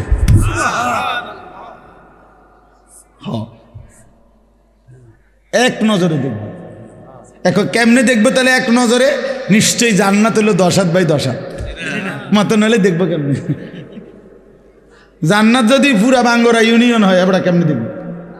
তা জান্নাত তো নিশ্চয়ই কি কুড়া খালের সমান? কিতা 2টা রুমার একটা বারিন্দা। সবচেয়ে ছোট জান্নাত 10 দুনিয়া বরাবর। সবচেয়ে ছোট, সবচেয়ে ছোটটা এই 10 দুনিয়া বরাবর জান্নাত সে এক নজরে জান্নাতের সিংহাসনে বসে দেখতে থাকবে। যদি বলেন এটা কিভাবে সম্ভব, তা আমি বলি দোয়া করেন আল্লাহ আমারও জান্নাত যেন দেয়, আমনেরও যেন দেয়, দুজনে মিললে আমরা একসাথে দেখা আমনে আমারে বুঝাই কইবেন, আমি আমনে বুঝাই কইব। আল্লাহ কবুল করেন, নিয়ত করেন, আমিন বলেন। ও আল্লাহর কাছে জান্নাত চাইবেন না? জান্নাত তো আমগুলো লেগে বানাইছে আল্লাহ, ইমানদারের জন্য বানাইছে না? নাইলে আমি কেমনে কইতাম এটা কিরকম হইব, কেমনে দেখবো? আমি কি এই মিশনিটা দেখছিনি? এই জন্যই বললাম একসাথে যদি আল্লাহ আমগরে জান্নাতি বানায় তা আমিও দেখুম, আপনিও দেখবেন, আমি আপনার বুঝাই কম, আপনি আমার বুঝাই কইবেন। আলাল আরাইকি ইয়ানজুরুন, এইলো 1। 2 নাম্বার, জান্নাতি ব্যক্তি জাহান্নামের দৃশ্য, আযাবের দৃশ্য জান্নাতের সিংহাসনে বসেই সচক্ষে দেখতে পান, আর চিৎকার দিয়া বলবে হায় মাওলা আপনার কত বড় দয়া, আপনি আমারে কি জঘন্য ভয়ানক জাহান্নাম থেকে বাঁচায় দিলেন। এই কয়টা হলো? 3 নাম্বার। 3 নাম্বারটা কই? আল্লাহু আকবার। 3 নাম্বার হইল একটু জিরান, তারপরে কই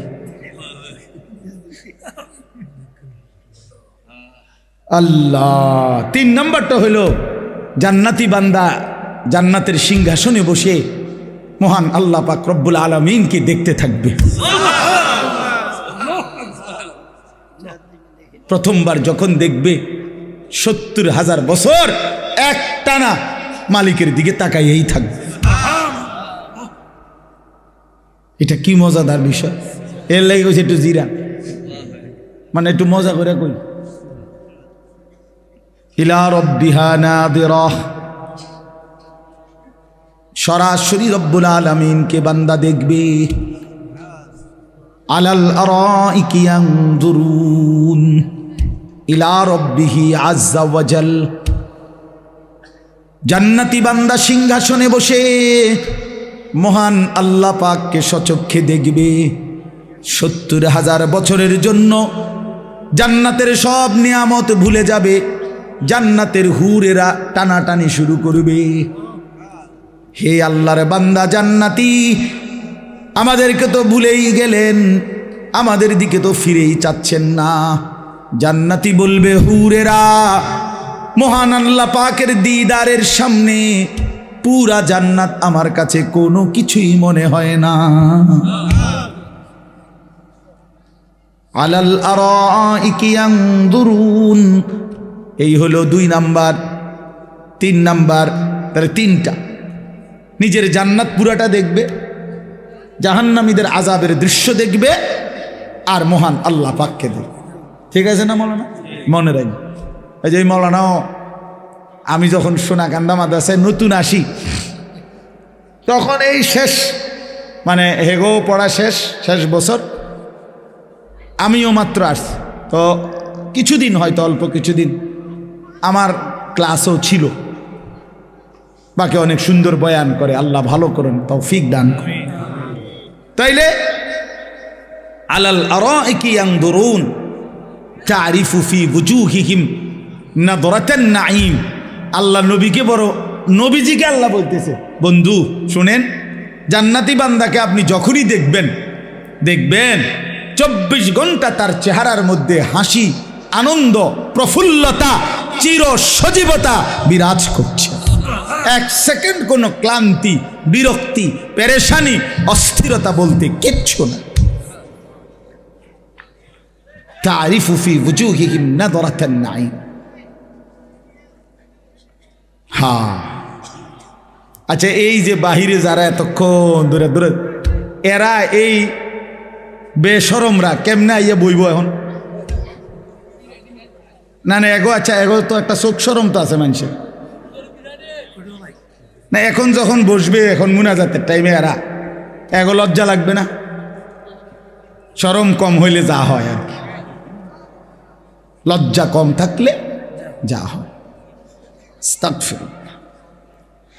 ইউসকাউনা মির রাহিকিম মাখতুম, এই শেষ। এবার আরে 2 আয়াত এবার শুনেন।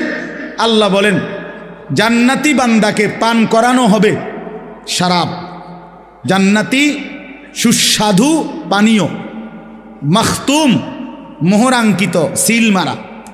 এ কথাটা আমি এমনি বুঝাই আগে, তাহলে বুঝবেন ভালো। মনে করেন এই যে এটা একটা বোতল পানি, এখন এটা একদম ইনটেক বোতল, বাকি পানি যেহেতু আমার, তো আমরা 3 জনে মিল্লা খাইলাম, আমি, হানিফ ভাই, সেলিম ভাই, কদ্দুর করে আমরা শেষ করলাম। তাহলে 1 বোতল দিয়ে কয়জনে খাইলাম? আল্লাহ তাআলা বলতেছে, আমার বান্দা জান্নাতের মধ্যে পানীয় যেটা পান করবে শরাব, সেটা প্রতিটাই থাকবে ইনটেক, মোহরাঙ্কিত, সিল মারা। একটা 3 জনে খাইবে না, একটা 2 জনে খাবে না, প্রতি বোতল নতুন নতুন।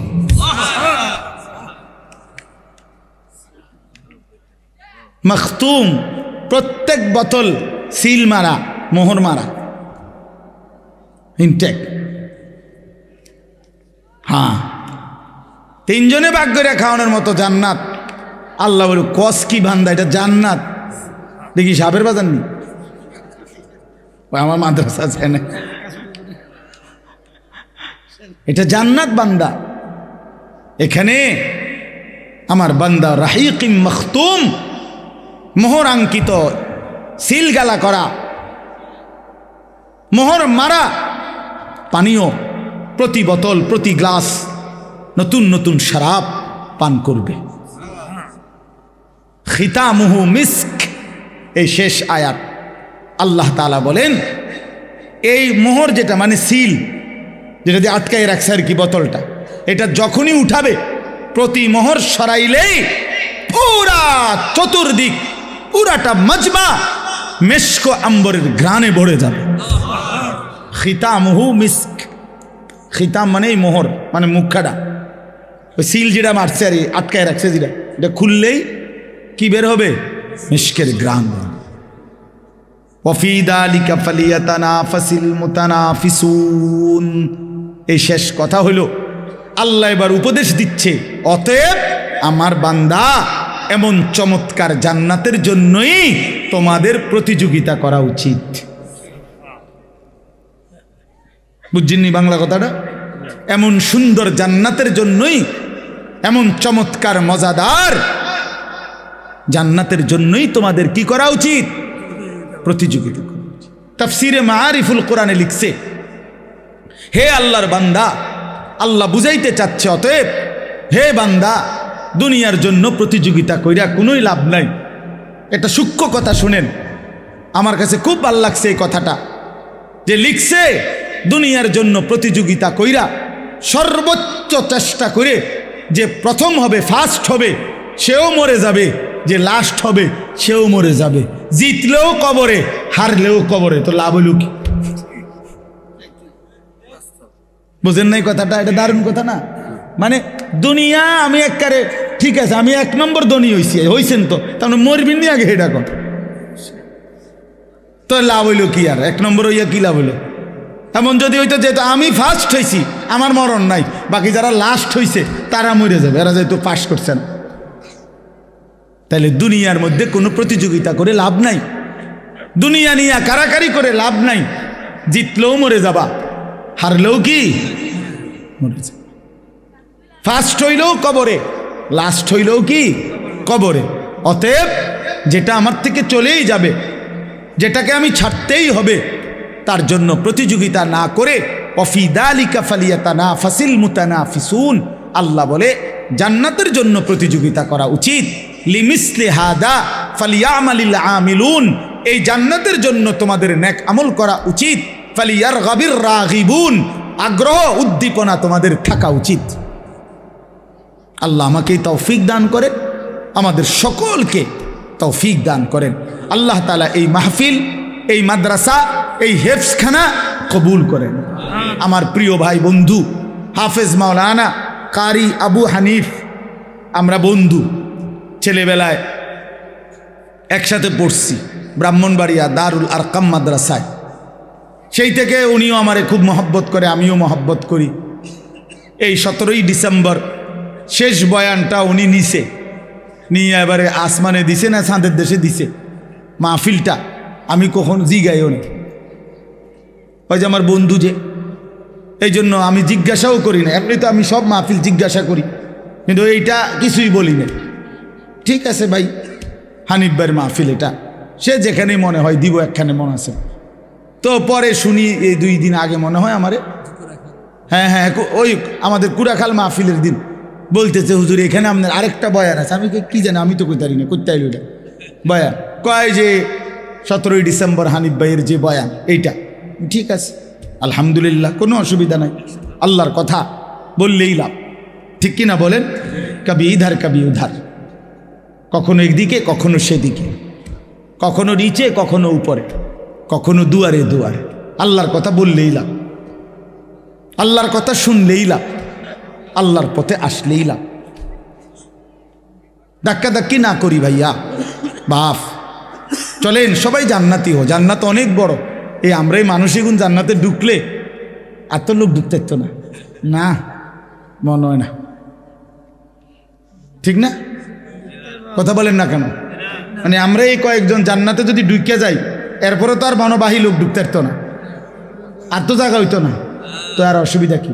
সংকীর্ণতার কি দরকার? জান্নাত তো অনেক বড়, অনেক বিশাল জান্নাত, অনেক বিশাল জান্নাত। জান্নাতি বান্দা কোরআনে আছে, তাফসিরে আছে, একসাথে 70,000 জান্নাতি হাত ধরাধরি করে দরজা দিয়ে যখন ঢুকবে, আল্লাহর কসম কেউ কারো পিছনে দ্বিতীয় জন হবে না। বুঝছো না সেলিম ভাই? কি হবে না? না না, দ্বিতীয় জন না, মানে তুমি আগে এরপরে আবু বকর, এমন না। তো এইটা কেমন দরজাটা? হ্যাঁ বুঝছেন, এটা দরজাটা কত বড়, পাল্লাটা কত বড়, জান্নাত কত বড়। দরজা তো স্বাভাবিকভাবে ভিতরে রুমের তুনো ছোট হয় নাকি দরজা বড় রুম ছোট, এমন তো না। না না, দরজার চাইতে রুম বড় না? তো তাহলে দরজাই যদি হয় এই সাইজ, ও ভিতরের অবস্থা কিটা? আমি এইটা বুঝাইতে চাইছি। 70,000 ইমানদার ঢুকতে কেউ কারো দ্বিতীয় হবে না, একসাথে ঢুকবে। আল্লাহ আমাকেও তৌফিক দান করেন, আমাদের সকলকে তৌফিক দান করেন। আপনারা দ্বীনকে ভালোবাসেন, আল্লাহকে ভালোবাসেন, প্রিয় নবী সাল্লাল্লাহু আলাইহি সাল্লামের সুন্নাতকে, দ্বীনকে ভালোবাসেন। চলেন সবাই মিলে সুন্নাত তালাশ করেন, আল্লাহকে তালাশ করেন, কোরআন তিলাওয়াত করেন, জিকির করেন, নবী সাল্লাল্লাহু আলাইহি সাল্লামের এক এক সুন্নত ধরে তালাশ করে আমল করেন। যে যেখানে থাইকা পারেন, যে যেই পীরের কাছে, যে যেই আল্লাহওয়ালার কাছে, যে যেই হক্কানি আলেমের কাছে থাকেন, কোনো আপত্তি নাই। কিন্তু শুধু অনুরোধ একটাই হলো, আল্লাহর কোরআন পড়েন, রাসূলুল্লাহ সাল্লাল্লাহু আলাইহি সাল্লামের সুন্নাত খুঁজে খুঁজে তালাশ করে করে আমল করে একসাথে চলেন, জান্নাতি হওয়ার চেষ্টা করুন। রাসূলুল্লাহ সাল্লাল্লাহু আলাইহি সাল্লামের সুন্নাতের অনুসরণ করেন, আল্লাহর কোরআন তিলাওয়াত করেন, হালাল রোজগার করেন, হারাম থেকে বাঁচেন, বউ বাচ্চা পরিবারকে দিন শিখান, নামাজ পড়ান, ছোট বাচ্চাকে বঞ্চিত করেন না, ছেলেকে মেয়েকে আল্লাহর কোরআন থেকে বঞ্চিত করেন না। এই পৃথিবী গোটাটাও যদি আপনি সন্তানকে দেন আর আল্লাহর কোরআন থেকে বঞ্চিত করলেন, আল্লাহর কসম আপনি তারে কিছুই দেন নাই। আর কোরআন দিয়েছেন তাকে, তার কলিজায়, গোটা পৃথিবীও যদি সে না পায়, সে কিছুই হারায় নাই, সে সব পাইছে। জুতু মেরা তো সব মেরা, যখন আল্লাহ আমার, সবই আমার। অতএব আজকের এই সুন্দর মাহফিল মজমা আল্লাহ তাআলা কবুল করে নেন। আপনাদের কাছে আমার বিনীত অনুরোধ, এক্ষুনি আমি দোয়া করব, দোয়ার আগে মেহেরবানি করে মাদ্রাসার জন্য প্রত্যেকে আপনাদের সাধ্যমতো এই 2-4 মিনিট মাদ্রাসার জন্য একটু সহযোগিতা করেন, ভালো হবে। অংশগ্রহণ করিলে বরকত হবে, ঠকবেন না। আমি বললাম ঠকবেন না। যদি কেউ পরে দিবেন বলেন তো লিখে রাখুক, আর নগদ দিলে দেন, এক্ষুনি দেন, আমার হাতে দিলে দেন, নাই তো কোনো একজন ভাই উঠেন, উঠা আপনি তুলে নেন। কিন্তু সবাই মিলে মাদ্রাসাকে, তালেবে এলেম, এতিমখানা, বাচ্চাদের জন্য দিন শিখবে, দিন শিখতেছে, আপনারা মেহেরবানি করে দান করেন। আল্লাহ আপনাদেরকে তৌফিক দান করেন, আল্লাহ আপনাদেরকে কবুল করে নেন। জি ইনশাআল্লাহ। কি নাম চাচা? হাজি মোহাম্মদ আবুল বাশার চাচা যান, আমার হাতে প্রথম দিলেন 500 টাকা। কি নাম? আবু হানিফ চাচা যান 500 টাকা। হ্যাঁ কি কি নাম? আচ্ছা, ফিলারের দাম। বদিউল আলম ভাই আজকের প্রধান মেহমান, একটা পিলারের দাম দিবে। মাশাআল্লাহ। কি নাম? শফিকুল ইসলাম চাচা 500 টাকা। জাকির সরকার কত? 500 টাকা। জাকির ভাইয়ের স্ত্রী খুব অসুস্থ, দোয়া চেয়েছেন, আল্লাহ তাআলা শিফায়ে কামেল আজেলা দেন। আপনার নাম কি? মোবারক আমিন ভাই, ওনার ছেলে আমার মাদ্রাসায় পড়ে, 500 টাকা। সভাপতি হাজী আবুল হোসেন খান, হাজী আবুল হোসেন খান মাদ্রাসার সবাইকে নিয়ে 28 থেকে উমরা করতে যাবে, উনি 2টা পিলারের দাম দিবেন। মাশাআল্লাহ। মাহফিলের আর মাদ্রাসার সভাপতি হাজী আবুল হোসেন খান, হাজী আবুল হোসেন খান ফ্যামিলির সবাইকে নিয়ে উমরায় যাবে 23 তারিখ। 2টা পিলারের দাম দিবে, সবার কাছে দোয়া চাইছে, আল্লাহ কবুল করে নেন। দাও টাকা দাও। আব্দুর রহমান, আল্লাহ আল্লাহ কবুল করে, আল্লাহ ভালো করে। মামুন ভাই একটা পিলারের দাম, মাশাআল্লাহ। এরপরে জাবেদ ভাই এক পিলারের দাম। কিসের পিলার? না বুঝছি তো, মাদ্রাসার। আচ্ছা আচ্ছা, মাশাআল্লাহ মাশা। হ্যাঁ এরপরে এরপরে বলেন তো। আল্লাহ রাসূল সাল্লাল্লাহু আলাইহি ওয়াসাল্লাম বলছে, সে আল্লাহর রাস্তায় একটি ডিম দান করার সদকা করার সওয়াব পেল। তাহলে এই ডিমের কথা ডাইরেক্ট হাদিসে আছে যে ডিমও আল্লাহর রাস্তায় কি করে? সদকা। আল্লাহ তাআলা তৌফিক দান করে। আল্লাহ কবুল করেন। হানুবুয়া 2000 হানুবুয়া হানু ভুঁইয়া 2000 টাকা আল্লাহ কবুল করে নেন, আল্লাহ কবুল করেন। ধরেন এই ভাইকে দেন, যে ভাই নিতে চাইছে, আল্লাহ আপনাকে উত্তমভাবে কবুল করে নেন। এ তো আসলে মহব্বত করেই নিছে সুমন ভাই। এই মহফিলে অনেক খাসে ওনার রসুল আল্লাহ তাআলা সকল মাশাআল্লাহ, আল্লাহ ভাইকে উত্তমভাবে কবুল করে নেন। জি মাশা। আর কেউ? বড় ভাই মুতালিব ভাই আছে এলাকার দেশে বিদেশে যারা আছে প্রায় 2 লক্ষ টাকা কালেকশন মাহফিল। মাশাআল্লাহ মাশাআল্লাহ। মুতালিব ভাই ছেলে 10 এলাকার যে সমস্ত ছেলেরা দেশে কিংবা প্রবাসে আছে প্রায় 2.25 লক্ষ টাকা তারা দিছে। আল্লাহ কবুল করে নেন, আল্লাহ কবুল করে। মাশাআল্লাহ। এরপরে বলেন আর কেউ? ছেলেরা, ছোট ভাই বা কিশোর জওয়ান, তোমরা দিতা না কিছু? দেও ভাই। মামুন খান 10,000 মামুন খান 10,000 টাকা আল্লাহ কবুল করেন নগদ, আলহামদুলিল্লাহ। এরপরে আর কেউ? আর কেউ বলেন? আমি তো কালেকশন করতে জানি কম, ঠিক আছে, এরপরও বলি। বলেন বাবা, বলেন, বলেন ইনশাআল্লাহ, বলেন, হিম্মত করেন, আল্লাহ তাআলা আপনাদেরকে তৌফিক দান করেন। বলেন। আমি তো আপনাদেরই মানুষ, মুরাদনগরেরই মানুষ, বাড়িয়ে না লাগসাম মানুষ তো আমি মুরাদনগরের। কায়ুম খান 2000 টাকা। 21 বছর ধরে যেখানে প্রতি বছর আসি এই অঞ্চলে, তা আপনাদের মানুষ না আমি? আব্দুল কাইয়ুম খান 2000 টাকা আল্লাহ কবুল করেন। মাশাআল্লাহ। এরপরে বলেন বাবা, আর কেউ দিবেন?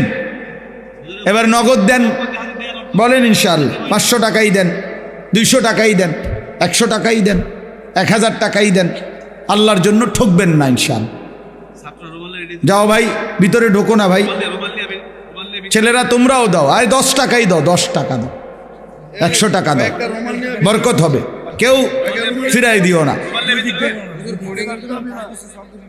মাশাআল্লাহ। দুইটা পিলার দাম 1 লাখ টাকা আর দুটো কিনে ফালতু ভাইয়ের নাম কি? আবেদ, হাজী আবুল হোসেন খান।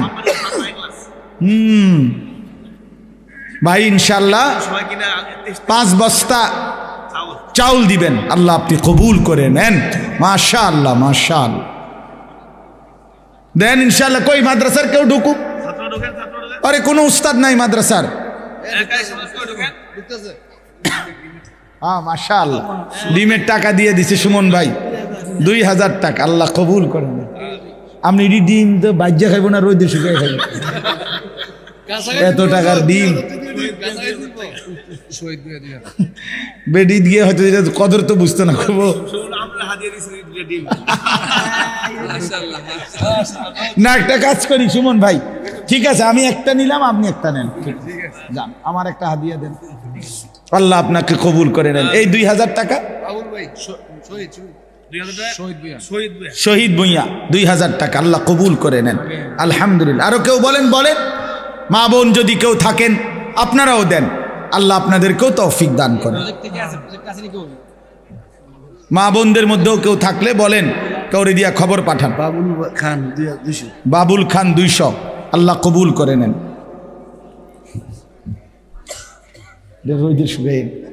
মাশাআল্লাহ মাশাআল্লাহ, আল্লাহ কবুল করে নেন।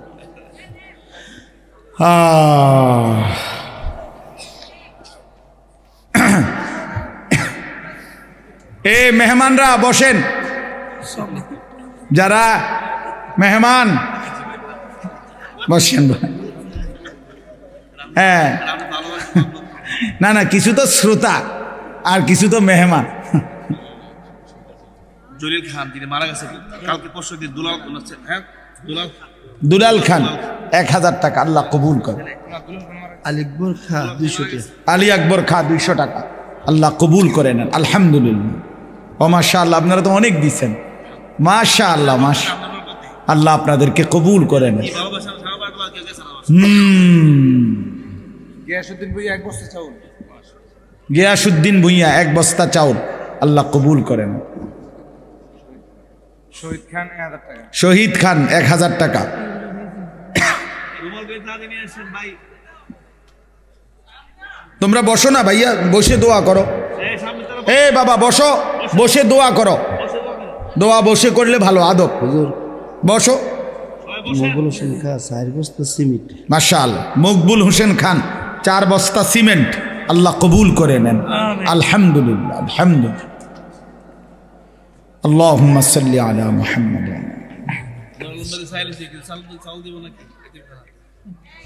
দিবে, অবশ্যই দিবে, দেবার সময় দিয়া যাবে আপনার কাছে। দোস্ত সব সময়ই দেয়।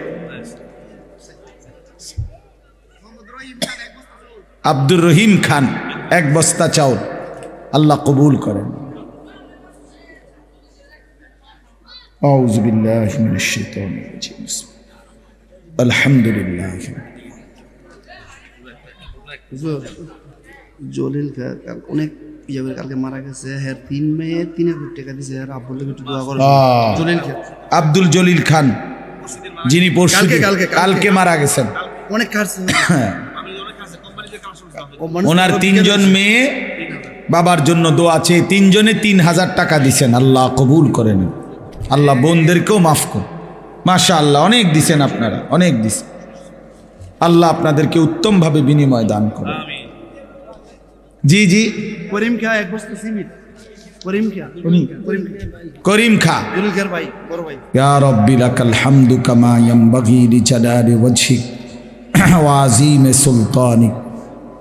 وصلي على محمد كما هو أهلك وفعل بنا خيرا كما أنت شانك يا أرحم الراحمين يا أرحم الراحمين يا أرحم الراحمين ربنا ظلمنا أنفسنا وإن لم تغفر لنا وترحمنا لنكونن من الخاسرين ربنا آتنا في الدنيا حسنة وفي الآخرة حسنة وقنا عذاب النار رب ارحمهما كما ربياني صغيرا ربنا هب لنا من أزواجنا وذرياتنا قرة أعين وجعلنا للمتقين إماما মাওলায়ে করিম, আপনি মাফ করে দেন।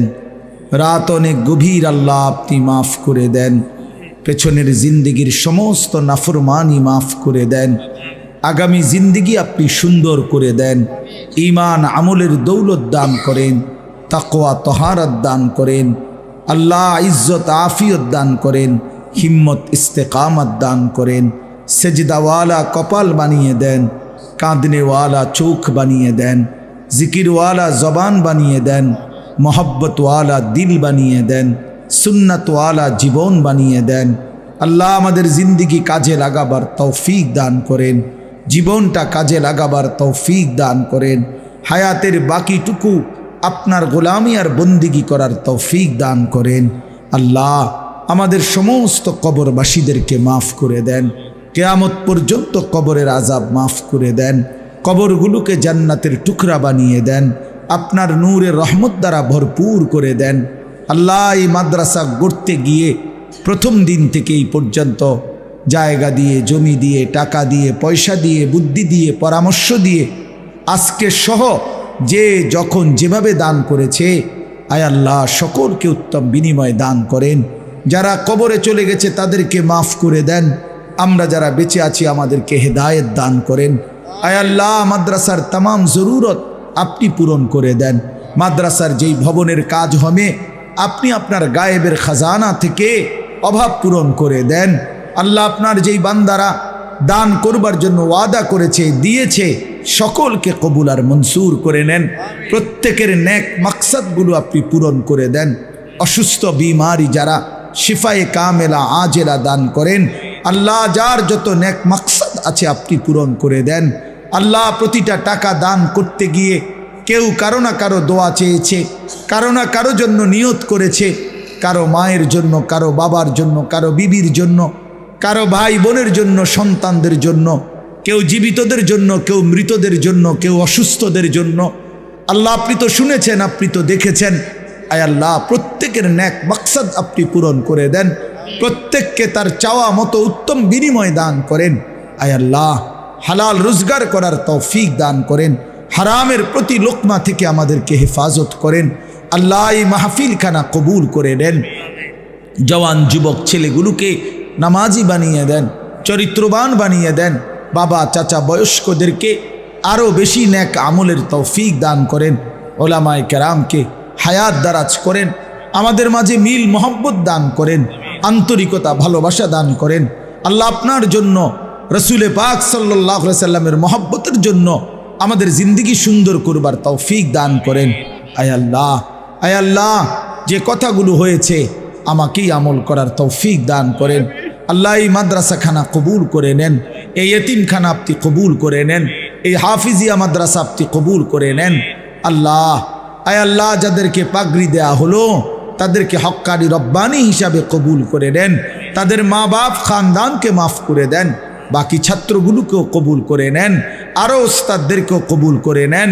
আল্লাহ প্রিয় ভাই আবু হানিফ ভাইকে ইখলাস ও তাকওয়া দান করেন। আল্লাহ তার সঙ্গী সাথীদেরকে ইখলাস ও তাকওয়া দান করেন। আয় আল্লাহ আমার নূর আলম ভাই, সেলিম ভাই সহ আল্লাহ সকলকে কবুল করে নেন। মাওলানা আবু বকর, মাওলানা রুহুল আমিনকে আল্লাহ আপনি কবুল করে নেন। উম্মতের ফিকির করার তৌফিক দান করেন, মানুষের খেদমত করার তৌফিক দান করেন। মাদ্রাসা কমিটির সাথে সদস্য ভাই যারা, আল্লাহ প্রত্যেককে কবুল আর মনসুর করে নেন। সভাপতি, সহসভাপতি, সেক্রেটারি, ক্যাশিয়ার সহ কমিটির প্রতিটা সদস্যকে আল্লাহ মাদ্রাসার জন্য কবুল করে নেন। আল্লাহ যে যেই নিয়তে দোয়া চেয়েছে আল্লাহর ঘর জিয়ারত করতে যাবে, আপনি সহি সালামতে নিরাপদে আপনার ঘরের জিয়ারত, মদিনার রওজা পাকের জিয়ারত নসিব করে দিয়েন। আল্লাহ আমাদের প্রত্যেককে কবুল আর মনসুর করে নেন। রব্বির হামহুমা কামা রব্বায়ানি সগীরা। সুবহানা রব্বিকা রব্বিল ইজ্জাতি আম্মা ইয়াসিফুন ওয়া সালামুন আলাল মুরসালিন ওয়ালহামদুলিল্লাহি রাব্বিল আলামিন। বাবা চিল্লায়েন না, মেহেরবানি করে ভাই চিল্লা। কথা তো হইছে অনেক, ওয়াজ তো হইছে অনেক, কিন্তু কেউ কিছুই বুঝলাম না, শিখলাম না, তো কি হলো? লাভ কি হল? প্রতিটা ইন্তেজামের পিছনে অনেক খরচ, ছোট বড় সব মাহফিলেই খরচও অনেক, পেরেশানিও অনেক। আমার মাদ্রাসায় শনিবার দিন মাহফিল হয়েছে, আজকে আমার হিসাব দিছে 10,02,000 টাকা খরচ হয়েছে। খরচ একদিনের মাহফিল। তাইলে কি পরিমাণ পেরেশানি গেছে। তাহলে প্রতিটা মাহফিল এমনই, কম হোক বেশি হোক অনেক পেরেশানি। প্রায় 14 দিন বলা যায় আমার মাদ্রাসার ছাত্র ওস্তাদ মাহফিলের জন্য কাজ করছে। হ্যাঁ, তাহলে এখানে ছোটোখাটো সবটা আয়োজনের মধ্যে কষ্ট হয়। এই কষ্টের ইন্তেজাম শুধু 10-20 টাকার বুট বাদাম, পেঁয়াজু, আলুর চপ, চটপটি, এক প্লেট খিচুড়ির জন্য সীমাবদ্ধ মনে করলে হবে না।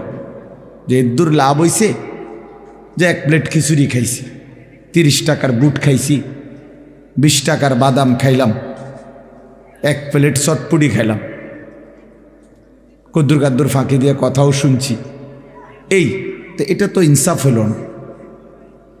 এত সুন্দর একটা মাহফিলের আয়োজনের এতটুকু মাকসাদ হইতে পারে না। এই জন্য আমরা ইনশাআল্লাহ এই যে কয়জন বসছেন আপনারাই অল্প একটু সময় মনোযোগ দিয়ে শোনেন। আল্লাহ তাআলা আমাদেরকে তৌফিক দান করেন। সূরাটার নাম হলো তাতফিফ অথবা মুতাফফিফিন, একই শব্দ। এই শব্দটা গুরুত্বপূর্ণ একটা শব্দ। তাতফিফ মানে সূরার নাম একবারে প্রথম আয়াতের মধ্যেই আছে। এই সূরার মধ্যে মোট 36টি আয়াত। ছোট সূরা, 83 নম্বর সূরা। আমি পড়ছি 5টা আয়াত। তাতফিফ, মুতাফফিফিন প্রথম আয়াতের মধ্যে আছে, ওয়াইলুল লিল মুতাফফিফিন। তাহলে এই তাতফিফ এই কথাটা বোঝা দরকার, এটা একটা গুরুত্বপূর্ণ বিষয়।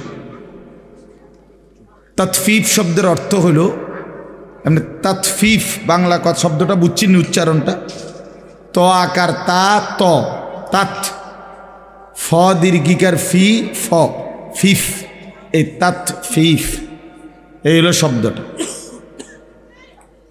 অর্থ হইল, প্রথম অর্থ হলো ওজনে কম দেওয়া,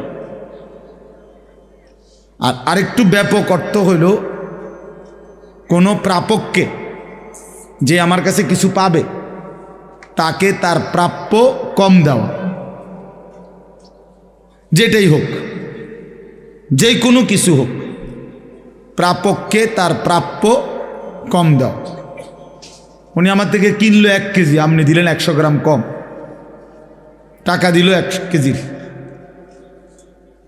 উনি কিনলো 4টা, আপনি দিলেন 3টা, টাকা নিলেন 4টা, তাহলে কম দিলেন না?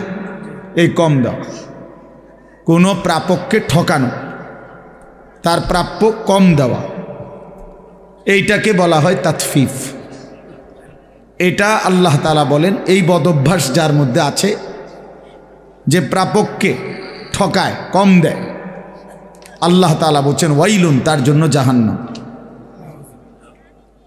তার জন্য জাহান্নাম।